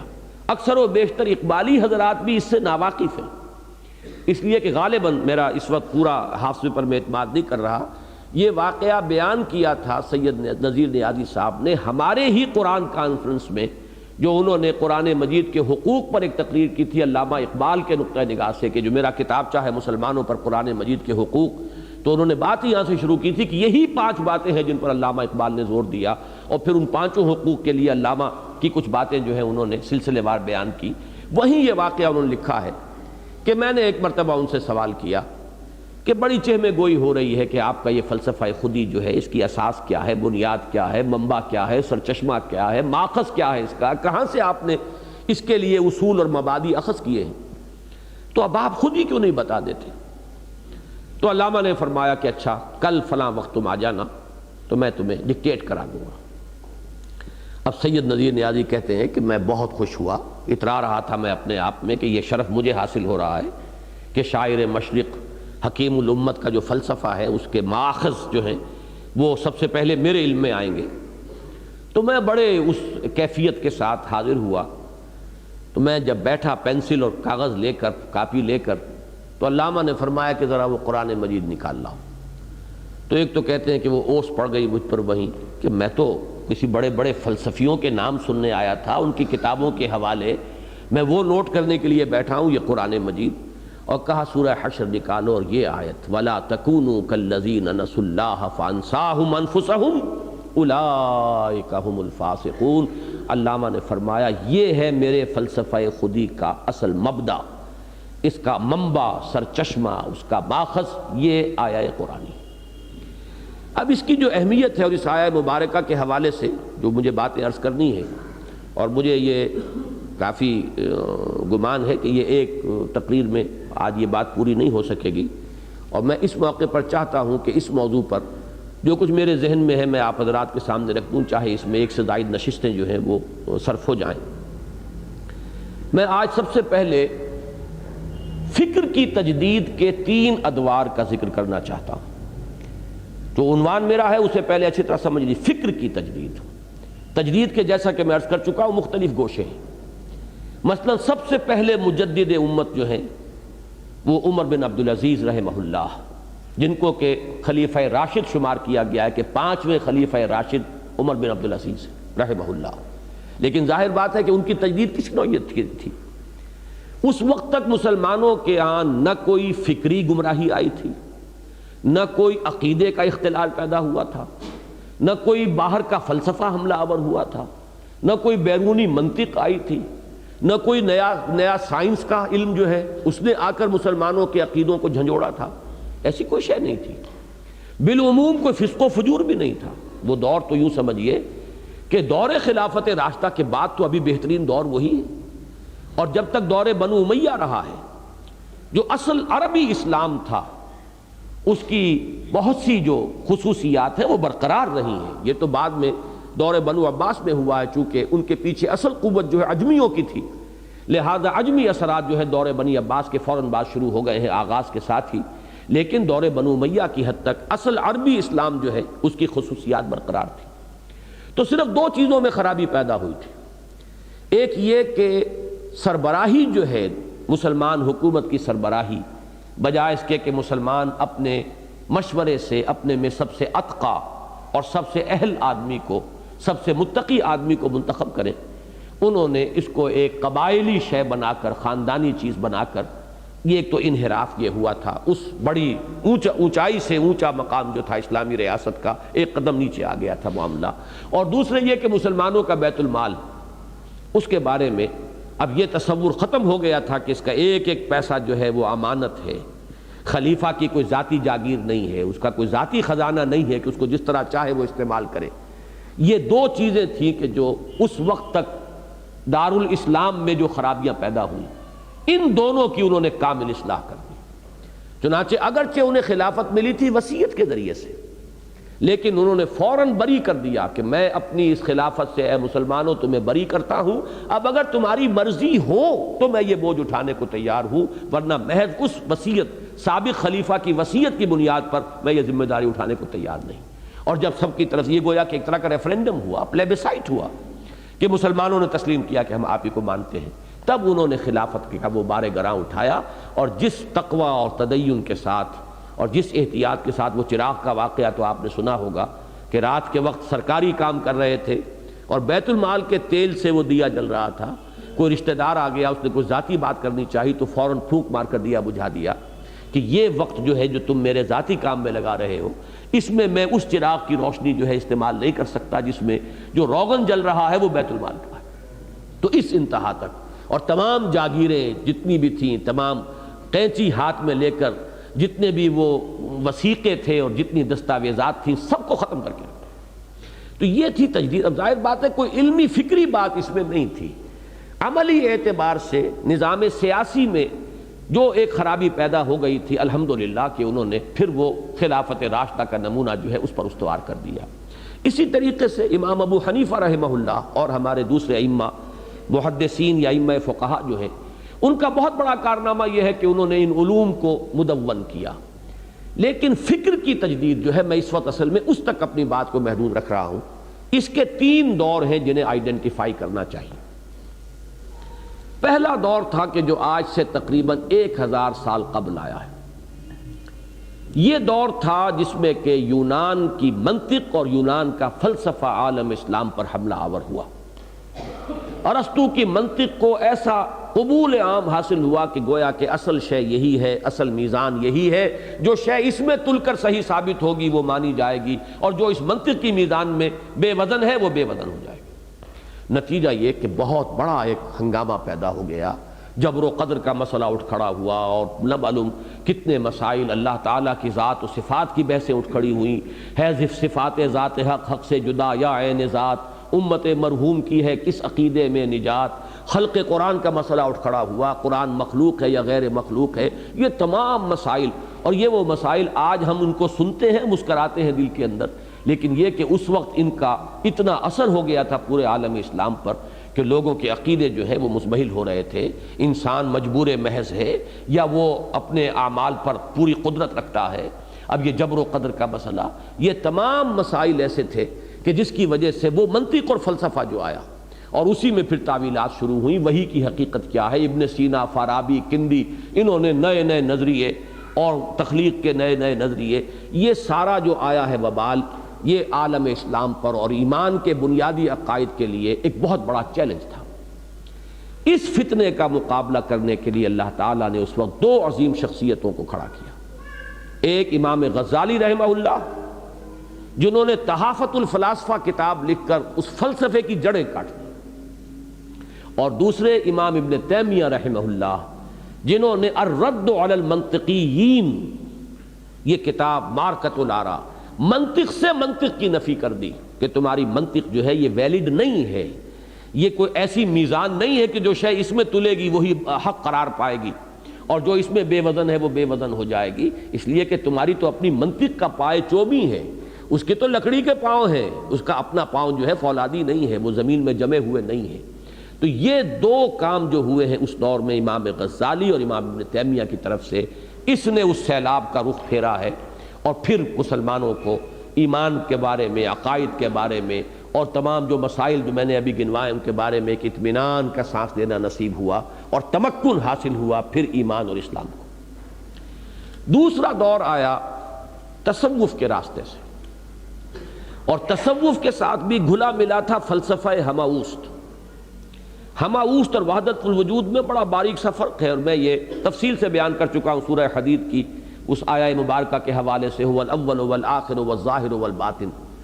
ہوا یہ کہ بات تو تھی وحدت الوجود کی، لیکن ایک تو یہ کہ بعض صوفیہ خود اس کے اندر دوسری انتہا کو نکل گئے اور وہ ہماوست تک جا پہنچے، اور دوسرے یہ کہ جب یہ عوام کے اندر یہ بات آئی تو وحدت الوجود کی باریکیاں تو سمجھ میں لوگوں کے نہیں آئیں، وہ ہماوست ہی رہ گیا۔ اس ہماوست کی وجہ سے کیا ہوا، جب خالق اور مخلوق کا امتیاز ختم ہو گیا، خود کوزا و خود گوزا کرو، خود گلے کوزا، خود رندے سبو کش، خود برسرے آن کوزا خریدار بے آمد بشکست و رواں شد۔ وہ خود ہی کوزا ہے، خود ہی وہ مٹی ہے جس سے کوزا بنا ہے، خود ہی کوزا گر ہے، خود ہی وہ خریدار بن کر آتا ہے، کوزے کو خرید لیتا ہے، خود ہی اس میں شراب بھر کر پیتا ہے اور آگے چلتا بنتا ہے۔ اب یہ ہے تصور جو دیا جا رہا ہے ذات باری تعالیٰ کا۔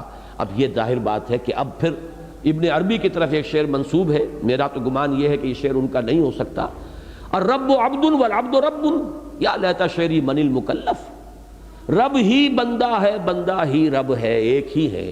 جب ہماوس سب وہی کچھ ہے تو یہ رب اور بندے کی تفریق کہاں سے آ گئی؟ میری سمجھ میں نہیں آ رہا کہ پھر مکلف کون ہے، کسے حکم دیا گیا ہے؟ حکم دینے والا خود، حکم جسے دیا جا رہا ہے وہ بھی خود۔ الرب عبد والعبد رب یا لیت شعری من المکلف۔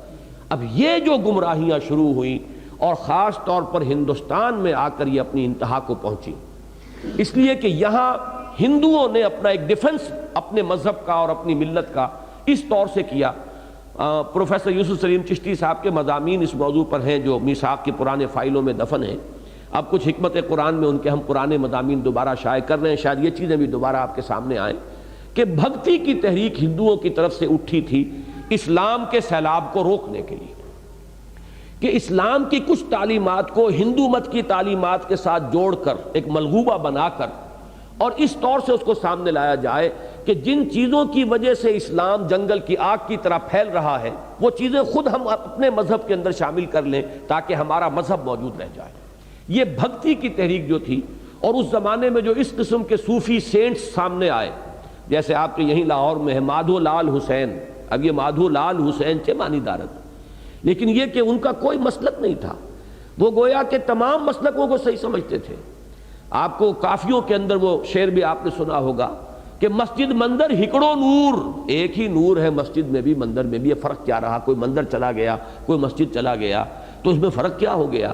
تو اسی سے وحدت ادیان کا فلسفہ، پھر اسی سے پھر وہ جرأت ہوئی کہ ابو الفضل اور فیضی نے اکبر کو آمادہ کیا کہ اسلام کو ساقط قرار دو، کہ یہ تو 1000 سال کے لیے تھا دین محمد صلی اللہ علیہ وسلم، اب دین الہی دین اکبری ہوگا، یہ دوسرا 1000 سال شروع ہو چکا ہے۔ لہذا اس نے یہی تو کیا تھا کہ تمام مذہب جو تھے ہندوستان کے، ان سب کی کچھ چیزیں لے کر ہاون دستے میں ڈال کے کوٹ کر اور ان کو ایک یکجان بنا کے تو مذہب اکبری جو ہے، دین اکبری یا دین الہی اس نے ایجاد کیا۔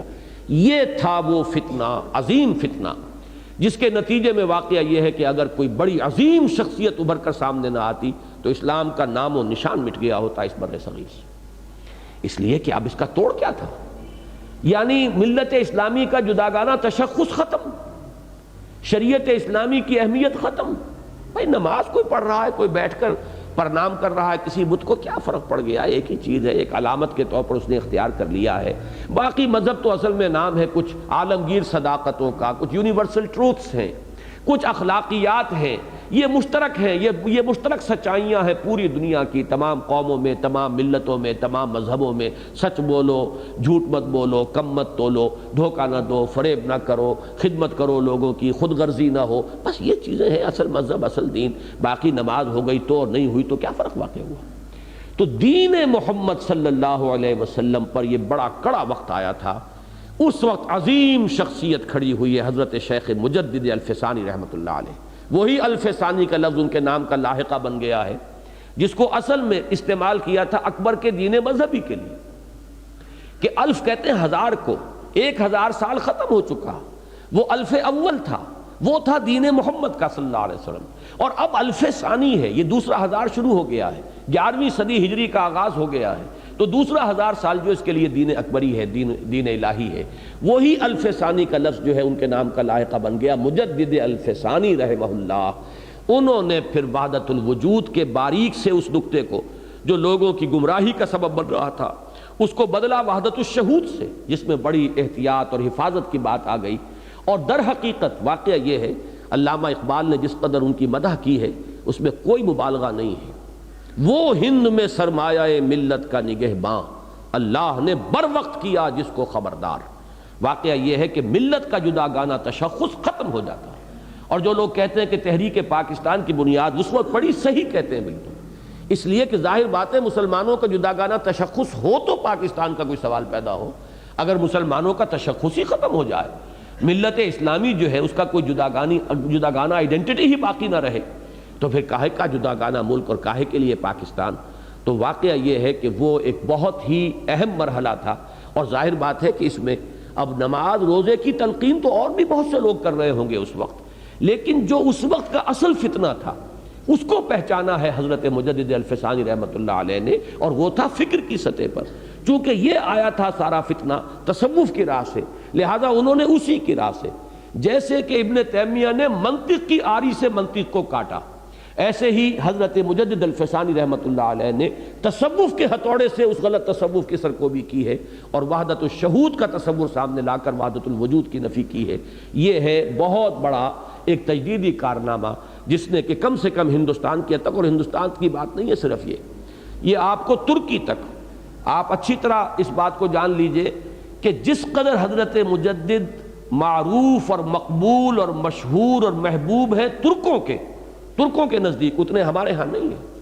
یہاں حضرت مجدد کے جاننے والے کم ہیں، لیکن آپ ترکوں کے اندر جا کر دیکھیے ان کی محبت، ان کا عشق، اور یہ سلسلہ نقشبندیہ، امام شامل جو کرتے رہے جہاد، اور جو یہ بڑی بڑی تحریکیں اٹھی ہیں تمام ترکستان کے اندر، یہ سب کے سب در حقیقت حضرت مجدد الف ثانی رحمۃ اللہ علیہ کا جو سلسلہ تھا، یہ سلسلہ مجددیہ، نقشبندیہ مجددیہ، یہ اسی کا ظہور ہے کہ جو اس پوری بیلٹ میں پھیلا ہوا ہے۔ اور یہ ہے میرے نزدیک دوسرا دور، جو یہ فتنہ آیا تھا تصوف کے راستے سے، تصوف اور فلسفے کا ملا جلا فتنہ، اور اس کا راستہ روکا ہے حضرت مجدد الف ثانی رحمۃ اللہ علیہ نے۔ اب پہچانیے تیسرا دور۔ ٹائم کا کیا حساب ہے؟ آج 1.5 گھنٹہ کب ختم ہوگا؟ 8 بجے ختم ہوگا۔ تیسرا دور آیا ہے تقریباً آج سے 100 سال قبل۔ یہ دور اب آیا ہے فزیکل سائنسز کے حوالے سے۔ یہ تیسری چیز، تیسرا ٹرن، اس کو سمجھ لیجئے۔ پہلا حملہ تھا منطق اور فلسفہ، فلسفہ جس کی بنیاد منطق پر تھی، ارسطو کا فلسفہ اور اس کے بنیاد پر قائم ہونے والا فلسفہ، اور یا افلاطونی نظریات۔ دوسرا دور آیا تصوف کے راستے سے۔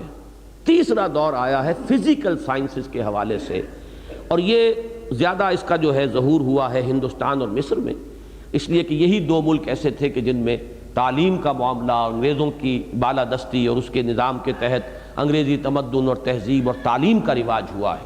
باقی اکثر و بیشتر جگہوں پر بالواسطہ طور پر مغربی اقوام جو ہے قابض رہی ہیں، انہوں نے صرف قبضہ ہی جمایا ہے، اس طرح کا انہوں نے تمدن کے اندر اس کے رگ و پے میں سرایت کرنے کی کوشش نہیں کی ہے، جیسی کہ کلچرل ریولوشن یہاں وہ لائے ہیں کہ will you be governed by sword اور بائی پین۔ جب یہ قلم کی حکومت کا دور شروع ہوا ہے، اس کے بعد سے یہ فتنہ یہاں پیدا ہوا۔ اب اس فتنے کے 2 حصے تھے۔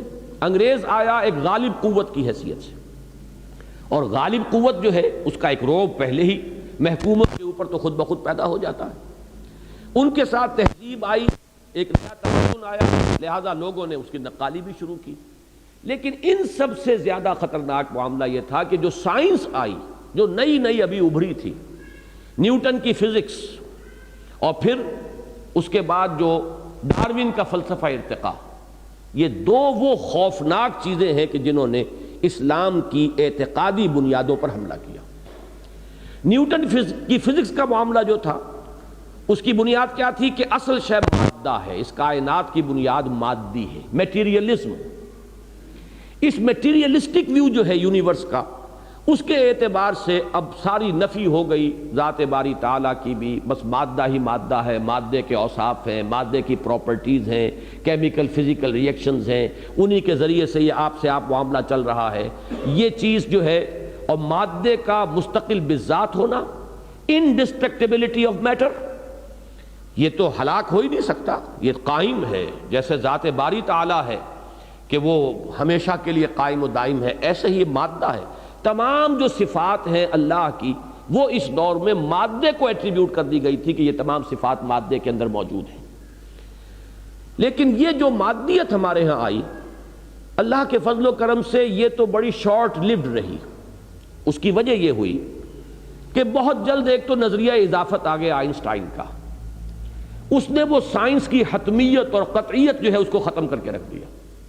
جس طرح یہ سمجھا جاتا تھا کہ سائنس کا کوئی اصول جو ہے وہ کبھی غلط ثابت ہو ہی نہیں سکتا، لاز آف موشن جو ہے نیوٹن کے، وہ تو بالکل ہمیشہ ہمیش کے لیے ایک ایسی صداقت ہے کہ جس کے اندر کہیں کوئی تبدیلی آ نہیں سکتی، وہ تمام چیزیں جو ہے نظریہ اضافت نے آ کر ان کو ڈھیلا کر دیا، بلکہ واقعہ یہ ہے کہ سائنس کو تصوف بنا کر رکھ دیا۔ اب کوئی شے حتمی نہیں، کوئی شے یقینی نہیں، ہر چیز اعتباری ہے، ہر چیز ریلیٹیو ہے۔ اور نمبر دو یہ کہ میٹر خود وفات پا گیا، یہ لفظ میں جان بوجھ کر استعمال کر رہا ہوں۔ میٹر جس طریقے سے کہ مرا ہے اپنی موت، اس کا آپ میں سے ہر شخص کو اندازہ ہونا چاہیے کہ جب آپ ایٹم تک پہنچے اور ایٹم کا جگر چاک کر کے آپ نے دیکھا تو وہاں تو الیکٹرک چارجز ہیں صرف، اور کچھ بھی نہیں، پازیٹیو اور نیگیٹو چارجز، وہی ایٹم ہے، انہی کی کانگلومریشن ہے، وہ گچھا بنا ہوا ہے، ایک چیز بن گئی، وہی ایٹمز ہیں جس کا گچھا بن گیا، دوسرا منرل بن گیا، تیسرا جو ہے وہ ایلیمنٹ بن گیا، چوتھا ایلیمنٹ بن گیا، انہی کے کمپاؤنڈز بن گئے۔ تو آپ جب فائنل انالیسس میں گئے تو وہ میٹر جو ٹھوس ہوتا تھا، وہ میٹر کے جو بہت ہی ایک یعنی واقعی اور حقیقی شے تھی، اور جبکہ ایک سنویت تھی، میٹر علیحدہ انرجی علیحدہ ہے۔ اب میٹر صاحب تو ختم ہوا تو انرجی رہ گئی، پازیٹیو اور نیگیٹو چارجز ہیں، ان کے سوا کچھ بھی نہیں، پروٹونز ہیں، نیوٹرنز ہیں، الیکٹرک چارجز ہیں، کچھ بھی نہیں اس کے سوا۔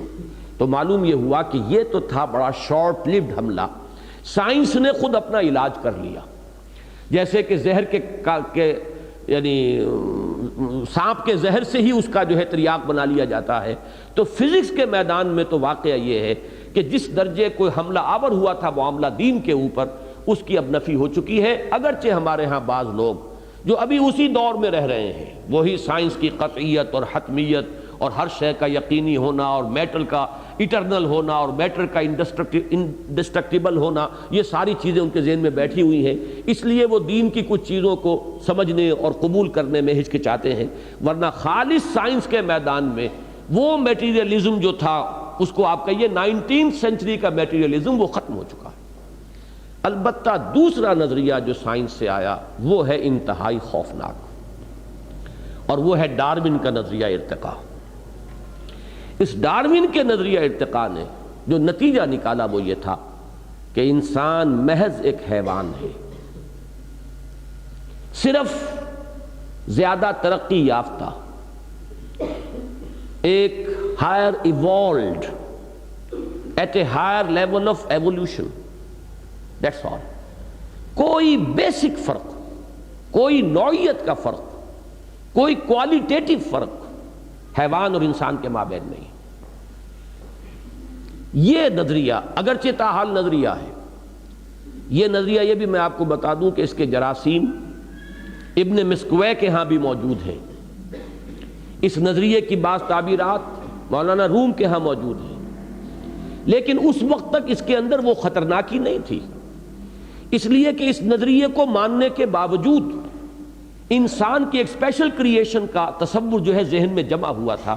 انسان اللہ کی ایک جداگانہ مخلوق ہے، اللہ کی ایک بڑی عظیم مخلوق ہے، انسان میں جو جان ہے وہ ایک خاص ہی جان ہے، انسان میں جو روح پھونکی گئی ہے وہ کوئی خاص روح ہے، چاہے عام حیوانات کے اندر بھی یہ لفظ کہہ دیا جائے کہ ان میں بھی روح ہے، جاندار ہیں، جان اور روح کو جو ہے وہ ایک ہی سمجھ لیا گیا ہو، لیکن پھر بھی مجموعی طور پر ذہن میں ایک یہ تصور موجود تھا کہ انسان کی ایک جداگانہ حیثیت ہے تخلیق کے اندر، اور یہ اس اعتبار سے ایک جداگانہ حیثیت کا مالک ہے۔ لیکن ڈارون کے نظریے نے آ کر سائنٹیفیکلی یہ چیز ذہنوں کے اندر بٹھا دی کہ انسان محض حیوان ہے، حیوان کے سوا کچھ نہیں۔ اور یہ بات جان لیجئے، خالص سائنس کے میدان میں تو آج تک بھی یہ نظریہ ثابت نہیں ہو سکا، اس لیے کہ اس کے جو بھی میکینزم ہے، اس کا جو بھی اس کے لیے دلائل ڈارون نے دیے تھے، ان میں سے کسی کو بھی سائنس کے میدان میں آپ کو معلوم ہے، میں نے جمعے میں بھی کل عرض کیا تھا کہ ویریفیکیشن جو ہے اس کی، وہ ایکسپیریمنٹل ویریفیکیشن، کوئی نظریہ آتا ہے جب تک کہ اس کو ایکسپیریمنٹلی ویریفائی نہ کر لیا جائے وہ نظریہ رہے گا، اسے کوئی ایکسیپٹڈ لا کی حیثیت اور ٹروتھ کی حیثیت سے اختیار نہیں کیا جائے گا۔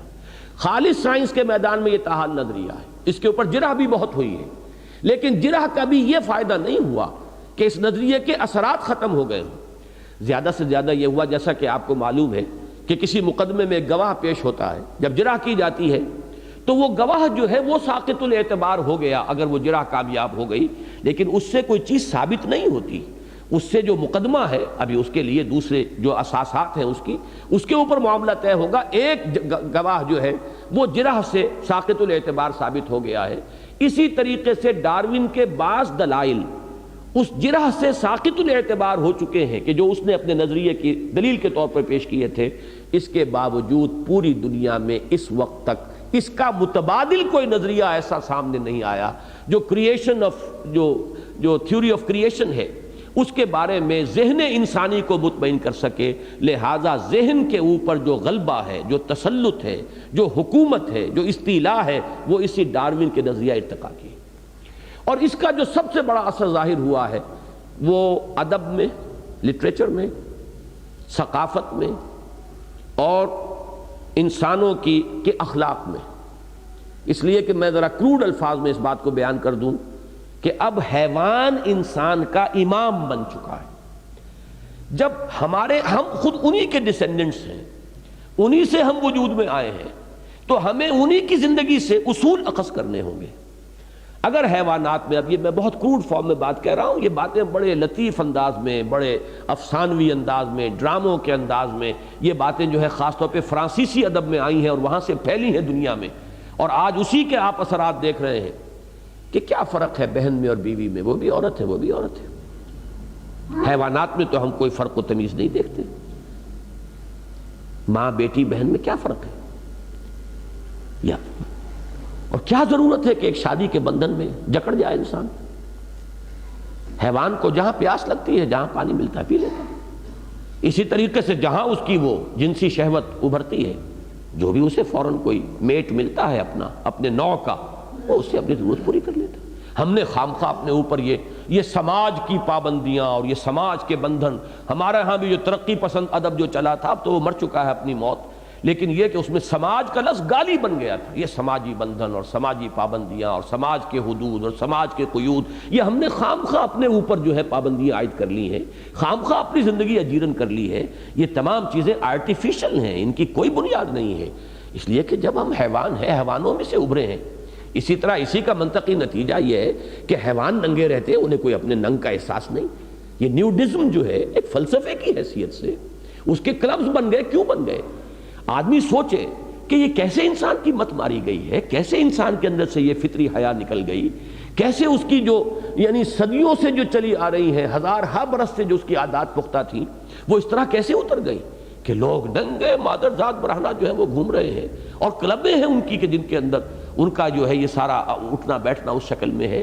لیکن جان لیجئے پیچھے فلسفہ ہے، پیچھے فکر ہے، یہ در حقیقت ٹپ آف دی آئس برگ ہے جو آپ کو نظر آ رہا ہے۔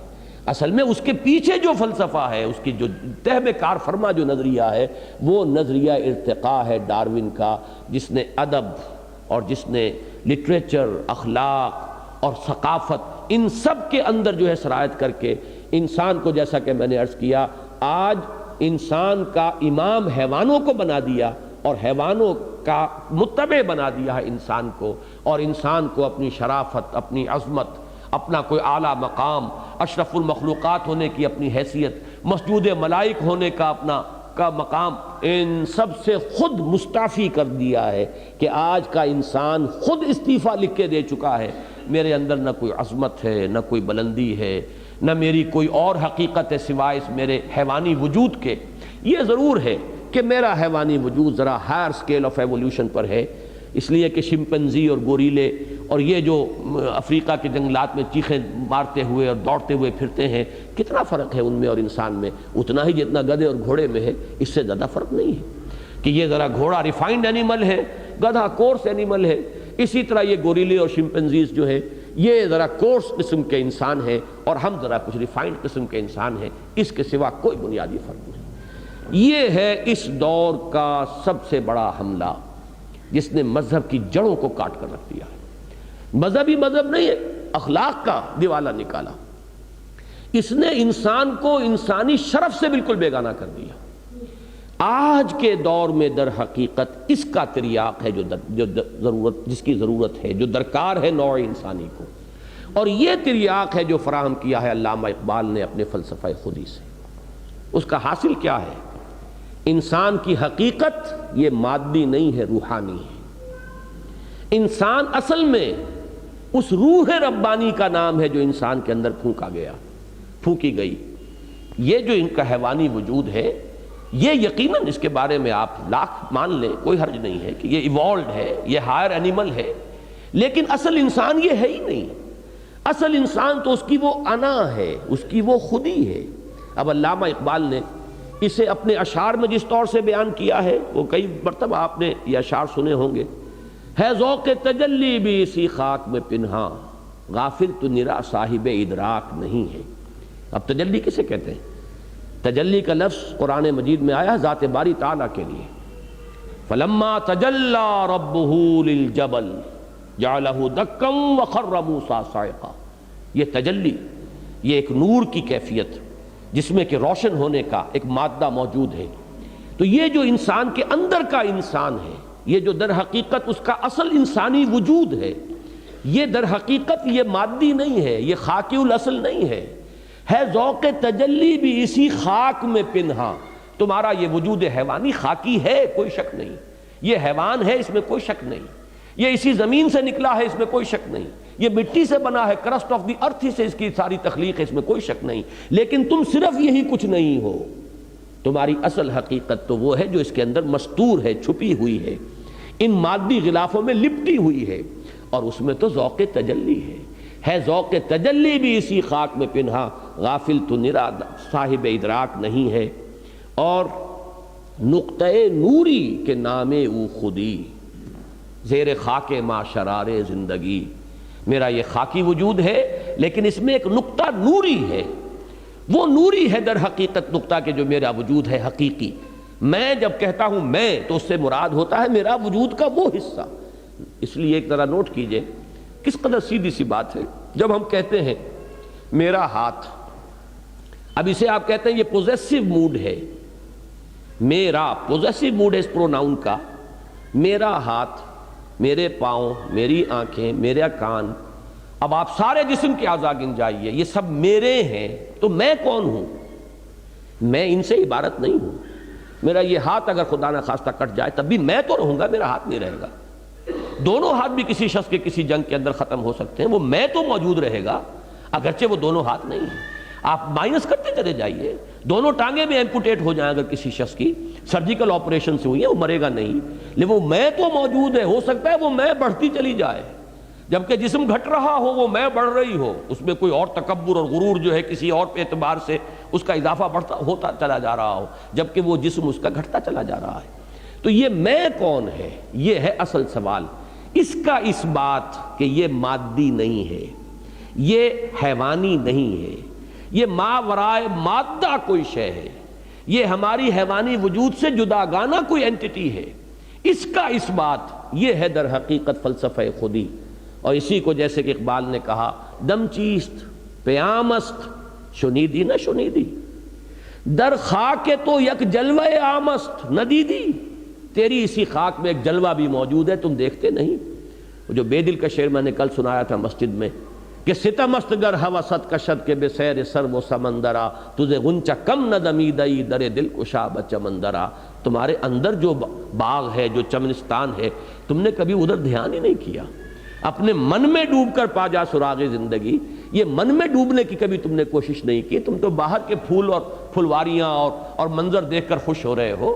تجھے غنچہ کم نہ دمیدئی در دل کشا بچمندرا، یہی بات ہے کہ جو اقبال کہہ رہا ہے، دم چیست پیام است شنیدی نہ شنیدی، در خاک تو یک جلوہ عام است نہ دیدی، دیدن دیگر آموز شنیدن دیگر آموز۔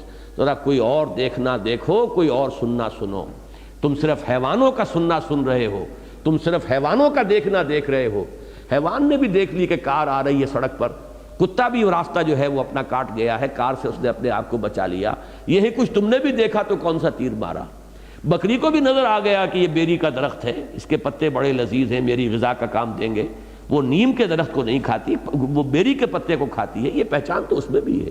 اتنی پہچان اگر تمہارے اندر بھی ہے تو یہ تو حیوانی دیکھنا اور حیوانی سننا ہے۔ اس سے آگے کی بات کرو، وہ جو تمہارا اندر کا وجود ہے وہ بھی دانا و بینا ہے، لیکن یہ کہ تم نے ان فیکلٹیز کو تالے رکھے ہوئے ہیں۔ افلا یتدبرون القرآن ام علی قلوب اقفالھا، دلوں کے اوپر تالے ڈالے ہوئے ہیں۔ وہ جو تمہارے اصل انسانی وجود کی بینائی تھی اور سنوائی تھی اور جو اس کے اندر تفقع کی صلاحیت تھی، اس کو تم نے تالا ڈال دیا ہے۔ یہ ہے در حقیقت وہ فلسفہ خودی جس کی بنیاد ہے یہ آیہ مبارکہ، وَلَا تَكُونُوا كَالَّذِينَ نَسُوا اللَّهَ فَأَنسَاهُمْ أَنفُسَهُمْ۔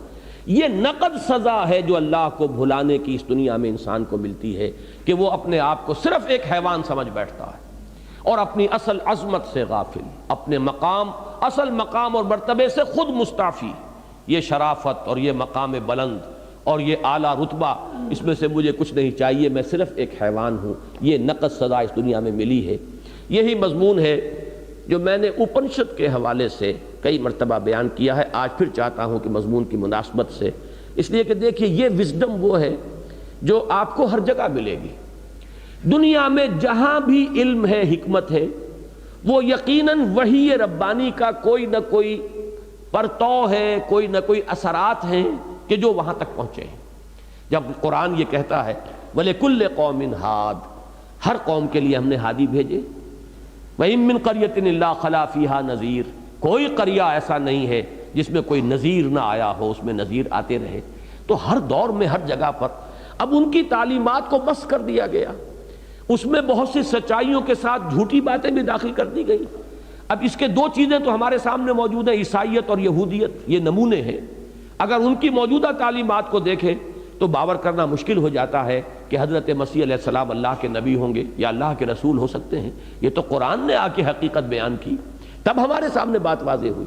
تو دنیا میں یہ حکمت جہاں کہیں بھی ہے، جیسے اقبال نے اس دور کی حکمت کے بارے میں کہا ہے کہ ہر کجا بینی جہان رنگ و بو، زاں کہ از خاکش بروید آرزو، یا ز نور مصطفیٰ اورا بہاست، یا ہنوز اندر تلاش مصطفیٰست۔ تو جس طرح اس دور میں جتنی بھی سچائیاں جو ہیں نوع انسانی نے دریافت کی ہیں، یا تو بالواسطہ وہ نبی اکرم صلی اللہ علیہ وسلم کی تعلیمات کے اثرات ہیں یا بلا واسطہ حضور ہی سے اخذ کیے گئے۔ بالکل اسی طرح دنیا میں جہاں بھی یہ وزڈم اور حکمت جہاں کہیں بھی ملے گی، وہ در حقیقت انبیاء ہی کی تعلیم کے بچے کھچے اثرات ہیں۔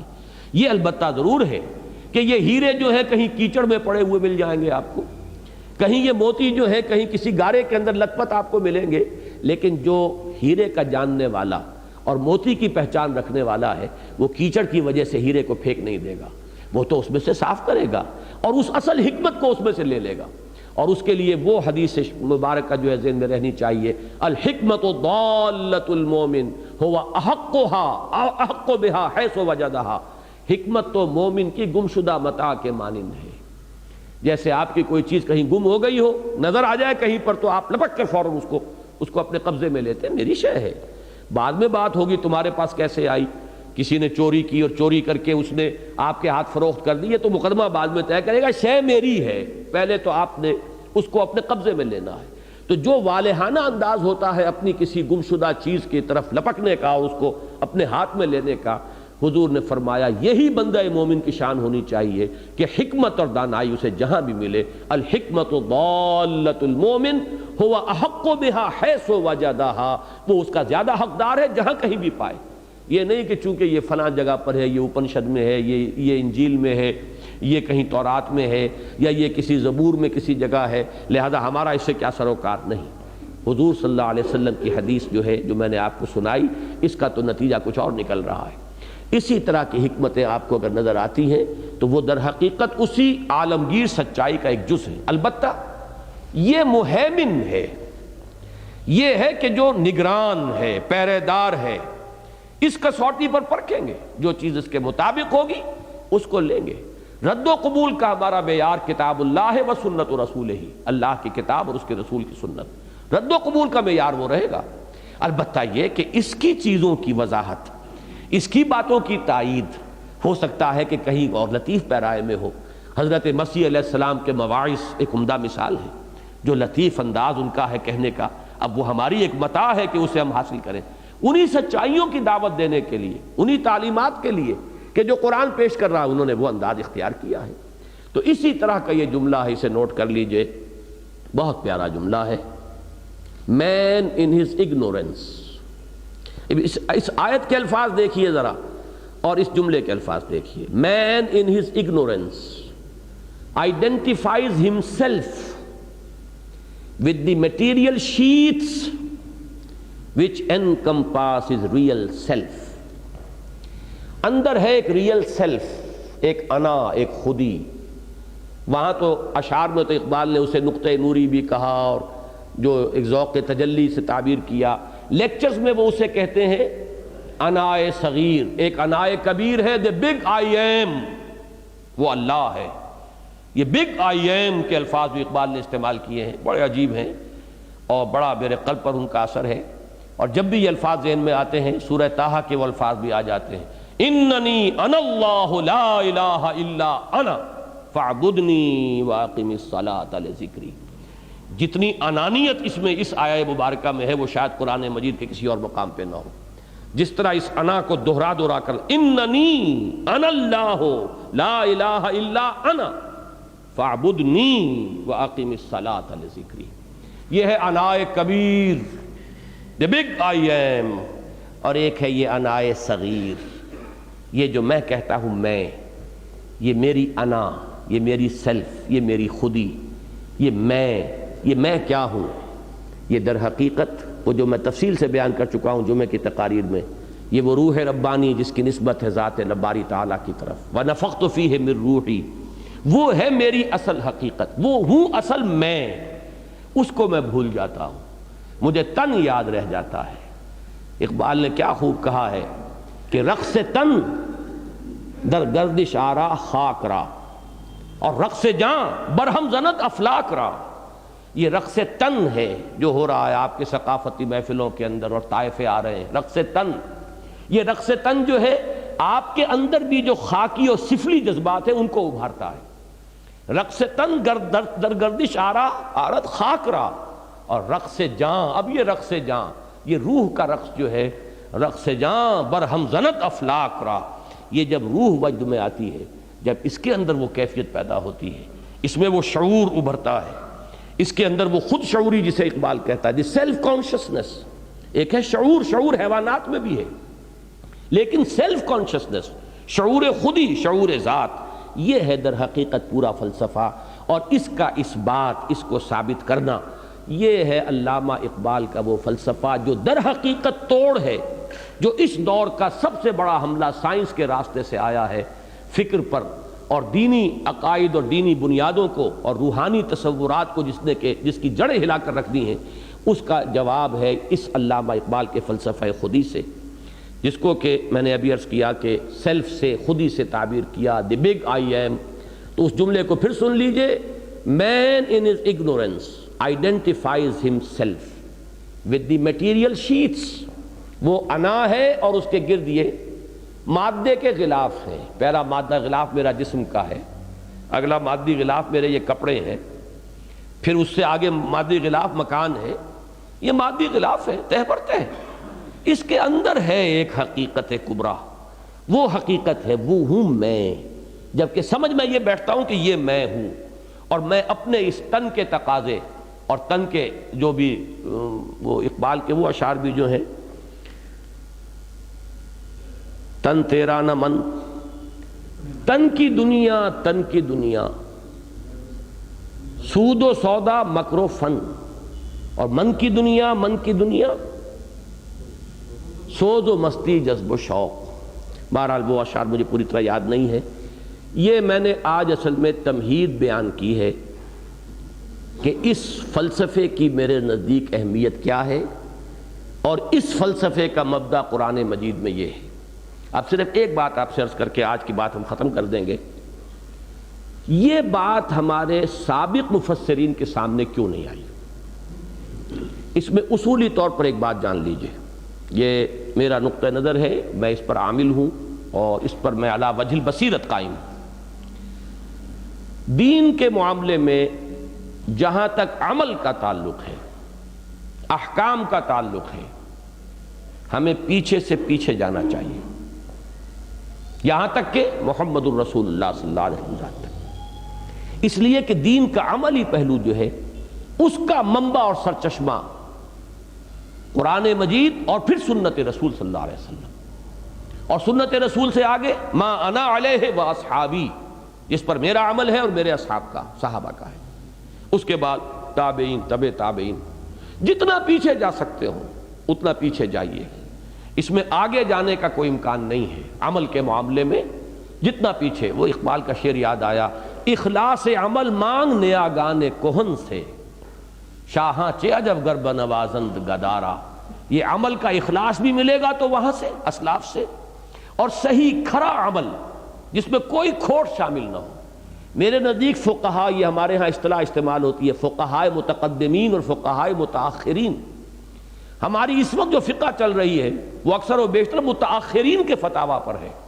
یہ سب جو فتاویٰ عالمگیری ہیں اور دوسرے فتاویٰ ہیں، یہ متاخرین علماء کے فتاویٰ ہیں۔ متقدمین کی بہت سی باتوں کو رد کر دیا گیا۔ کیوں رد کر دیا گیا؟ حالات خراب سے خراب تر ہوتے چلے گئے، اور حالات کے تقاضوں کے مطابق پھر راستے نکالے گئے۔ یہ لا آف نیسیسٹی جس کو آج آپ تسلیم کرتے ہیں کہ اگر ملک میں مارشل لا آ گیا، فوج نے قبضہ کر لیا، تو بیچارہ کیا کرے گا سپریم کورٹ کا جج بیٹھ کر؟ اس کے تو وہی 2 ہاتھ ہیں اور 2 پاؤں ہیں، وہ کان پکڑ کر فوج کو نکال نہیں سکتا۔ لہذا کہیں نہ کہیں سے لا آف نیسیسٹی کے تحت جواز دے گا، جواز دینے کے سوا کوئی چارہ کاری نہیں۔ زمینداری کو جواز دیا گیا یا اور چیزوں کو جواز دیے گئے، وہ جوازات ہیں بعد کے دیے ہوئے۔ در حقیقت فقہ میں بھی متقدمین کی طرف جائیے، جتنا پیچھے سے پیچھے جا سکتے ہو اتنا ہی پیور ملے گا آپ کو پانی۔ کوئی منبع اور کوئی کہیں سے چشمہ پھوٹ رہا ہے، جہاں سے وہ پھوٹ رہا ہے پہاڑ سے، وہاں جائیے تو جو صاف شفاف پانی ملے گا۔ بعد میں تو ظاہر بات ہے گدلا ہو جائے گا، کچھ نہ کچھ اس میں آس پاس کا کوئی نہ ریت ویت جو ہے وہ شامل ہوگی، لیکن جہاں وہ پہاڑ سے، چٹان سے وہ ٹپک رہا ہے اور وہاں سے نکل رہا ہے، وہ ہے انتہائی صاف اور شفاف۔ تو عمل کے معاملے میں اس اعتبار سے یوں سمجھ لیجئے کہ میں سخت ترین وہابی ہوں، جتنا پیچھے جا سکتے ہو چلے جاؤ، لیکن حکمت، فلسفہ، اس میں آپ کو آگے سے آگے جانا ہوگا۔ وجہ کیا ہے کہ حکمت اور فلسفے کے لیے اس وقت جب کہ قرآن نازل ہوا، ہمارے جو اولین مخاطبین تھے ان کے پاس معلومات جو ہیں دنیا کے بارے میں، معلومات فزیکل سائنسز کے مختلف گوشوں سے متعلق معلومات کا ذخیرہ بہت کم تھا۔ اس کم ذخیرے کے تحت قرآن مجید کو سمجھا گیا۔ جیسے جیسے حالات بدلے، مزید معلومات ایک ہے نظریات کو چھوڑ دیجئے، جو اسٹیبلش فیکٹس ہیں، جو ویریفائبل فیکٹس ہیں، جو ویریفائی کیے گئے ہیں۔ جب انسان کو یہ معلوم نہیں تھا کہ زمین گول ہے، اس وقت اگر فرض کیجئے قرآن مجید کی ایک آیت کی کوئی تعبیر کی گئی، اور جس وقت کہ انسان کو یہ معلوم نہیں تھا کہ ہر شے جو ہے وہ اپنے مدار میں تیر رہی ہے، کل فی فلک یسبحون، اس کا جو مفہوم اس وقت واضح نہیں ہو سکا جتنا کہ آج واضح ہو سکتا ہے۔ تو جیسے جیسے یہ معلومات بڑھ رہی ہیں، مختلف فزیکل سائنسز کے میدان میں جتنا مواد جمع ہو رہا ہے، آپ کو ان سب کو انکارپوریٹ کرنا ہوگا اس حکمت میں کہ جو آپ اس دور میں پیش کرنا چاہتے ہیں۔ اسلامی عقائد کے فنڈامنٹلز کو برقرار رکھتے ہوئے اس حکمت کو انکارپوریٹ کرنا لازم ہے، نہیں کریں گے تو اپنے پاؤں پر کلہاڑی ماریں گے۔ وہ پھر وہ تھاٹ جو ہے، وہ تھاٹ اس دور میں قابل قبول نہیں ہوگا، اس دور کے اذہان کے اندر اترے گا ہی نہیں۔ یہ ہے اصل میں وہ ضرورت جس کی وجہ سے میں نے کہا تھا اس دور میں جو مذہبی فکر ہمیں درکار ہے، فکر، علم نہیں، علم تو وہی ہے جو وہاں سے ملے گا۔ اس لفظ کے کیا معنی ہے، یہ حدیث صحیح ہے کہ نہیں ہے، اس کے راویوں کا کیا معاملہ ہے، یہ کہاں سے ہم لے آئیں گے؟ تو وہیں سے لیں گے، یہ تو کہن سے ملے گا ہمیں۔ لیکن جو فکر کا معاملہ ہے اس میں ارتقاء کو جاری رکھنا بہت ضروری ہے۔ اور علامہ اقبال کی ریکنسٹرکشن اگر ان دنوں میں آپ جا کر اٹھائیں تو اس کا جو پریمبل ہے، مقدمہ، اسی میں یہ ہے کہ ہمارا اصل کام یہ ہے کہ ہم فکر انسانی کے ارتقاء کا طالب علمانہ مطالعہ کرتے رہیں اور غور و فکر کو جاری رکھیں۔ اور ہو سکتا ہے کہ جو خیالات میں نے اس کتاب میں ظاہر کیے ہیں وقت گزرنے کے ساتھ اس سے بہتر اور مور ساؤنڈ خیالات ظاہر کیے جائیں۔ ہمارا کام یہ ہے کہ طالب علمانہ انداز میں غور و فکر کے عمل کو جاری رکھیں۔ تو یہ بات میں نے بنیادی طور پر بتائی۔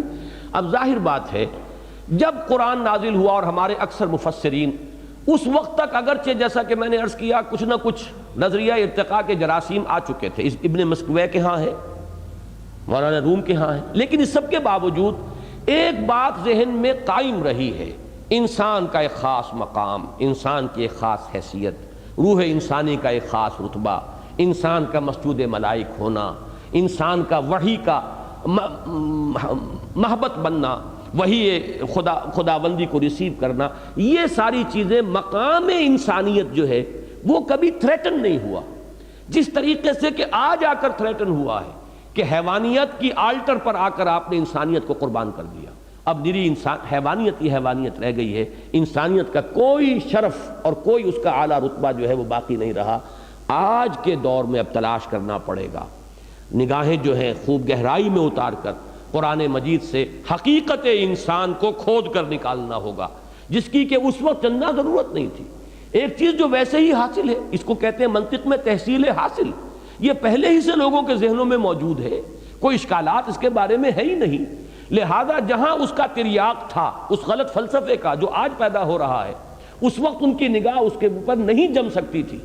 یہ ہے در حقیقت وہ وجہ کہ جس کی بنا پر اس آیہ مبارکہ کا مطلب یہی لیا گیا صرف کہ وَلَا تَكُونُوا كَالَّذِينَ نَسُوا اللَّهَ فَأَنسَاهُمْ أَنفُسَهُمْ، کہ اس کے معنی یہ ہے ان لوگوں کے مانند نہ ہو جانا جنہوں نے اللہ کو بھلا دیا تو اللہ نے انہیں اپنے حقیقی نفع و نقصان سے بے خبر کر دیا۔ اب انہیں یہ یاد نہیں رہا ہے کہ میرا اصل نفع آخرت کا نفع ہے، اصل نقصان آخرت کا نقصان ہے۔ یہ مفہوم بھی درست ہے، غلط ہم اسے نہیں کہہ رہے، بلکہ یہ کہ جیسا کہ میں نے عرض کیا نگینے کی طریقے سے یہ مفہوم جڑا ہوا ہے۔ آیت سابقہ اور آیت لاحقہ جو بعد میں آ رہی ہے اس کے ساتھ، اس کے درمیان میں کہ وَلَا تَكُونُوا كَالَّذِينَ نَسُوا اللَّهَ فَأَنسَاهُمْ أَنفُسَهُمْ أُولَٰئِكَ هُمُ الْفَاسِقُونَ لَا يَسْتَوِي أَصْحَابُ النَّارِ وَأَصْحَابُ الْجَنَّةِ أَصْحَابُ الْجَنَّةِ هُمُ الْفَائِزُونَ۔ اس اعتبار سے میں نے اس مفہوم کو غلط نہیں کہا، صحیح ہے، اور وہ بالکل اس سیاق و سباق میں بھی فٹ ہے، لیکن یہیں پر گہرائی میں ذرا یہاں پر نظر جما دیجئے، مائکروسکوپ کو فوکس کر دیجئے، غور و فکر کیجئے، تو بالکل اس انداز میں وہ واقعہ جو مشہور ہے کہ امام شافعی رحمہ اللہ نے 300 مرتبہ قرآن کو پڑھا، وہ اجماع جو ہے اس کے لیے قرآن مجید سے دلیل چاہتے تھے کہ قانون اسلامی کا منبع اول قرآن حکیم، منبع ثانی حدیث رسول سنت رسول، منبع ثالث قیاس، منبع رابع اجماع۔ اجماع کے لیے کوئی دلیل قرآن سے، کہتے ہیں 300 مرتبہ قرآن پڑھا ہے، انہیں کوئی دلیل نہیں ملی۔ 301ویں مرتبہ سورہ نساء کی آیت نمبر 115 پر نگاہ جم گئی، وَمَن يُشَاقِقِ الرَّسُولَ مِن بَعْدِ مَا تَبَيَّنَ لَهُ الْهُدَىٰ وَيَتَّبِعْ غَيْرَ سَبِيلِ الْمُؤْمِنِينَ نُوَلِّهِ مَا تَوَلَّىٰ وَنُصْلِهِ جَهَنَّمَ وَسَاءَتْ مَصِيرًا۔ جو شخص رسول کی مخالفت پر کمر بستہ رہا، اس کے بعد بھی کہ اس کے پاس ہدایت آ گئی واضح شکل میں، اور اس نے مسلمانوں کے راستے سے علیحدہ راستہ اختیار کیا، ہم اس کو اسی کے حوالے کر دیں گے جو اس نے اختیار کیا ہوگا، اور پہنچا دیں گے جہنم میں، اور بہت ہی برا ٹھکانہ ہے۔ اب یہاں مسلمانوں کا راستہ، غیر سبیل المومنین، سبیل المومنین خود گویا کہ ایک سند کے درجے میں بات آ گئی کہ یہ بھی ایک سند بنتی ہے، وہ چیز کہ جس پر مسلمانوں کا اجماع ہو جائے، مسلمانوں کا بحیثیت مجموعی جو ہے اتفاق رائے ہو جائے، اس کو بھی قرآن مجید ایک مستند شے سمجھ رہا ہے، مستند ہے ان کا فرمایا ہوا۔ اسی طرح مسلمانوں میں جو چیز مقبول عام ہو اور جو چیز کہ ان کے ہاں اجماع ہو جائے، جس پر یہ عوام کی بات نہیں ہے، اہل علم کی بات ہے، اس کو بھی ایک سند کا درجہ ہے۔ اب اس آیت میں انہیں وہ بات مل گئی جو 300 مرتبہ قرآن مجید اول سے آخر پڑھنے کے باوجود نہیں ملی تھی۔ تو یہ معاملہ ایک شافعی کا ہو سکتا ہے اگر رحمہ اللہ، تو یہ معاملہ اس کو پھیلا لیجئے۔ ضروری نہیں ہے کہ ان معاملات میں جو ہمارے سابق مفسرین لکھ گئے ہیں بس اسی پر ہم اکتفا کریں، بلکہ ہمیں قرآن مجید میں یہ جو معدن ہیں ان کی گہرائی میں اتر کر یہاں سے وہ موتی اور ہیرے جو ہیں کھود کر نکالنے ہیں، جو اس دور کی جو گمراہیاں ہیں، جو اس دور میں ہمارے دین و ایمان کے لیے جو زہر ماحول میں سرایت کیے ہوئے ہیں ان کے لیے تریاق کا کام دے سکیں۔ اور وہ ہے کام جو علامہ اقبال نے اس آیہ مبارکہ کی بنیاد پر کیا، وَلَا تَكُونُوا كَالَّذِينَ نَسُوا اللَّهَ فَأَنسَاهُمْ أَنفُسَهُمْ أُولَٰئِكَ هُمُ الْفَاسِقُونَ۔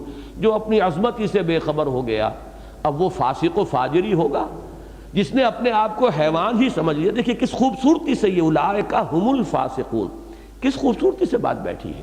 جب حیوان ہی اپنے آپ کو سمجھ بیٹھے تو حیوانی جبلتیں ہی تمہاری امام بن گئیں، اب انہی کے پیچھے چلو گے۔ حیوانی تقاضا جو ابھرے ہاتھ جوڑ کر اس کو پورا کرو، یہی فسق ہے، یہی فجور ہے۔ پھر کہاں کا اخلاق اور کہاں کی حیا اور کہاں کی نیکی اور کہاں کا معروف اور کہاں کا منکر۔ اولئک ہم الفاسقون۔ جب اپنی شرف انسانیت سے ہی خود مستعفی ہو گئے تو اب تو ظاہر بات ہے کہ فسق و فجور ہی تمہارے لیے راستہ ہے۔ اب یہ ہے آیہ مبارکہ جو اس فلسفہ خودی کا منبع ہے، ماخذ ہے، جو اس دور میں ڈارون کے نظریہ ارتقاء کے پیدا کردہ سارے مسموم اثرات کا واقعتاً نہایت مؤثر اور شافی علاج ہے۔ اقول قولی ھذا واستغفر اللہ لی ولکم ولسائر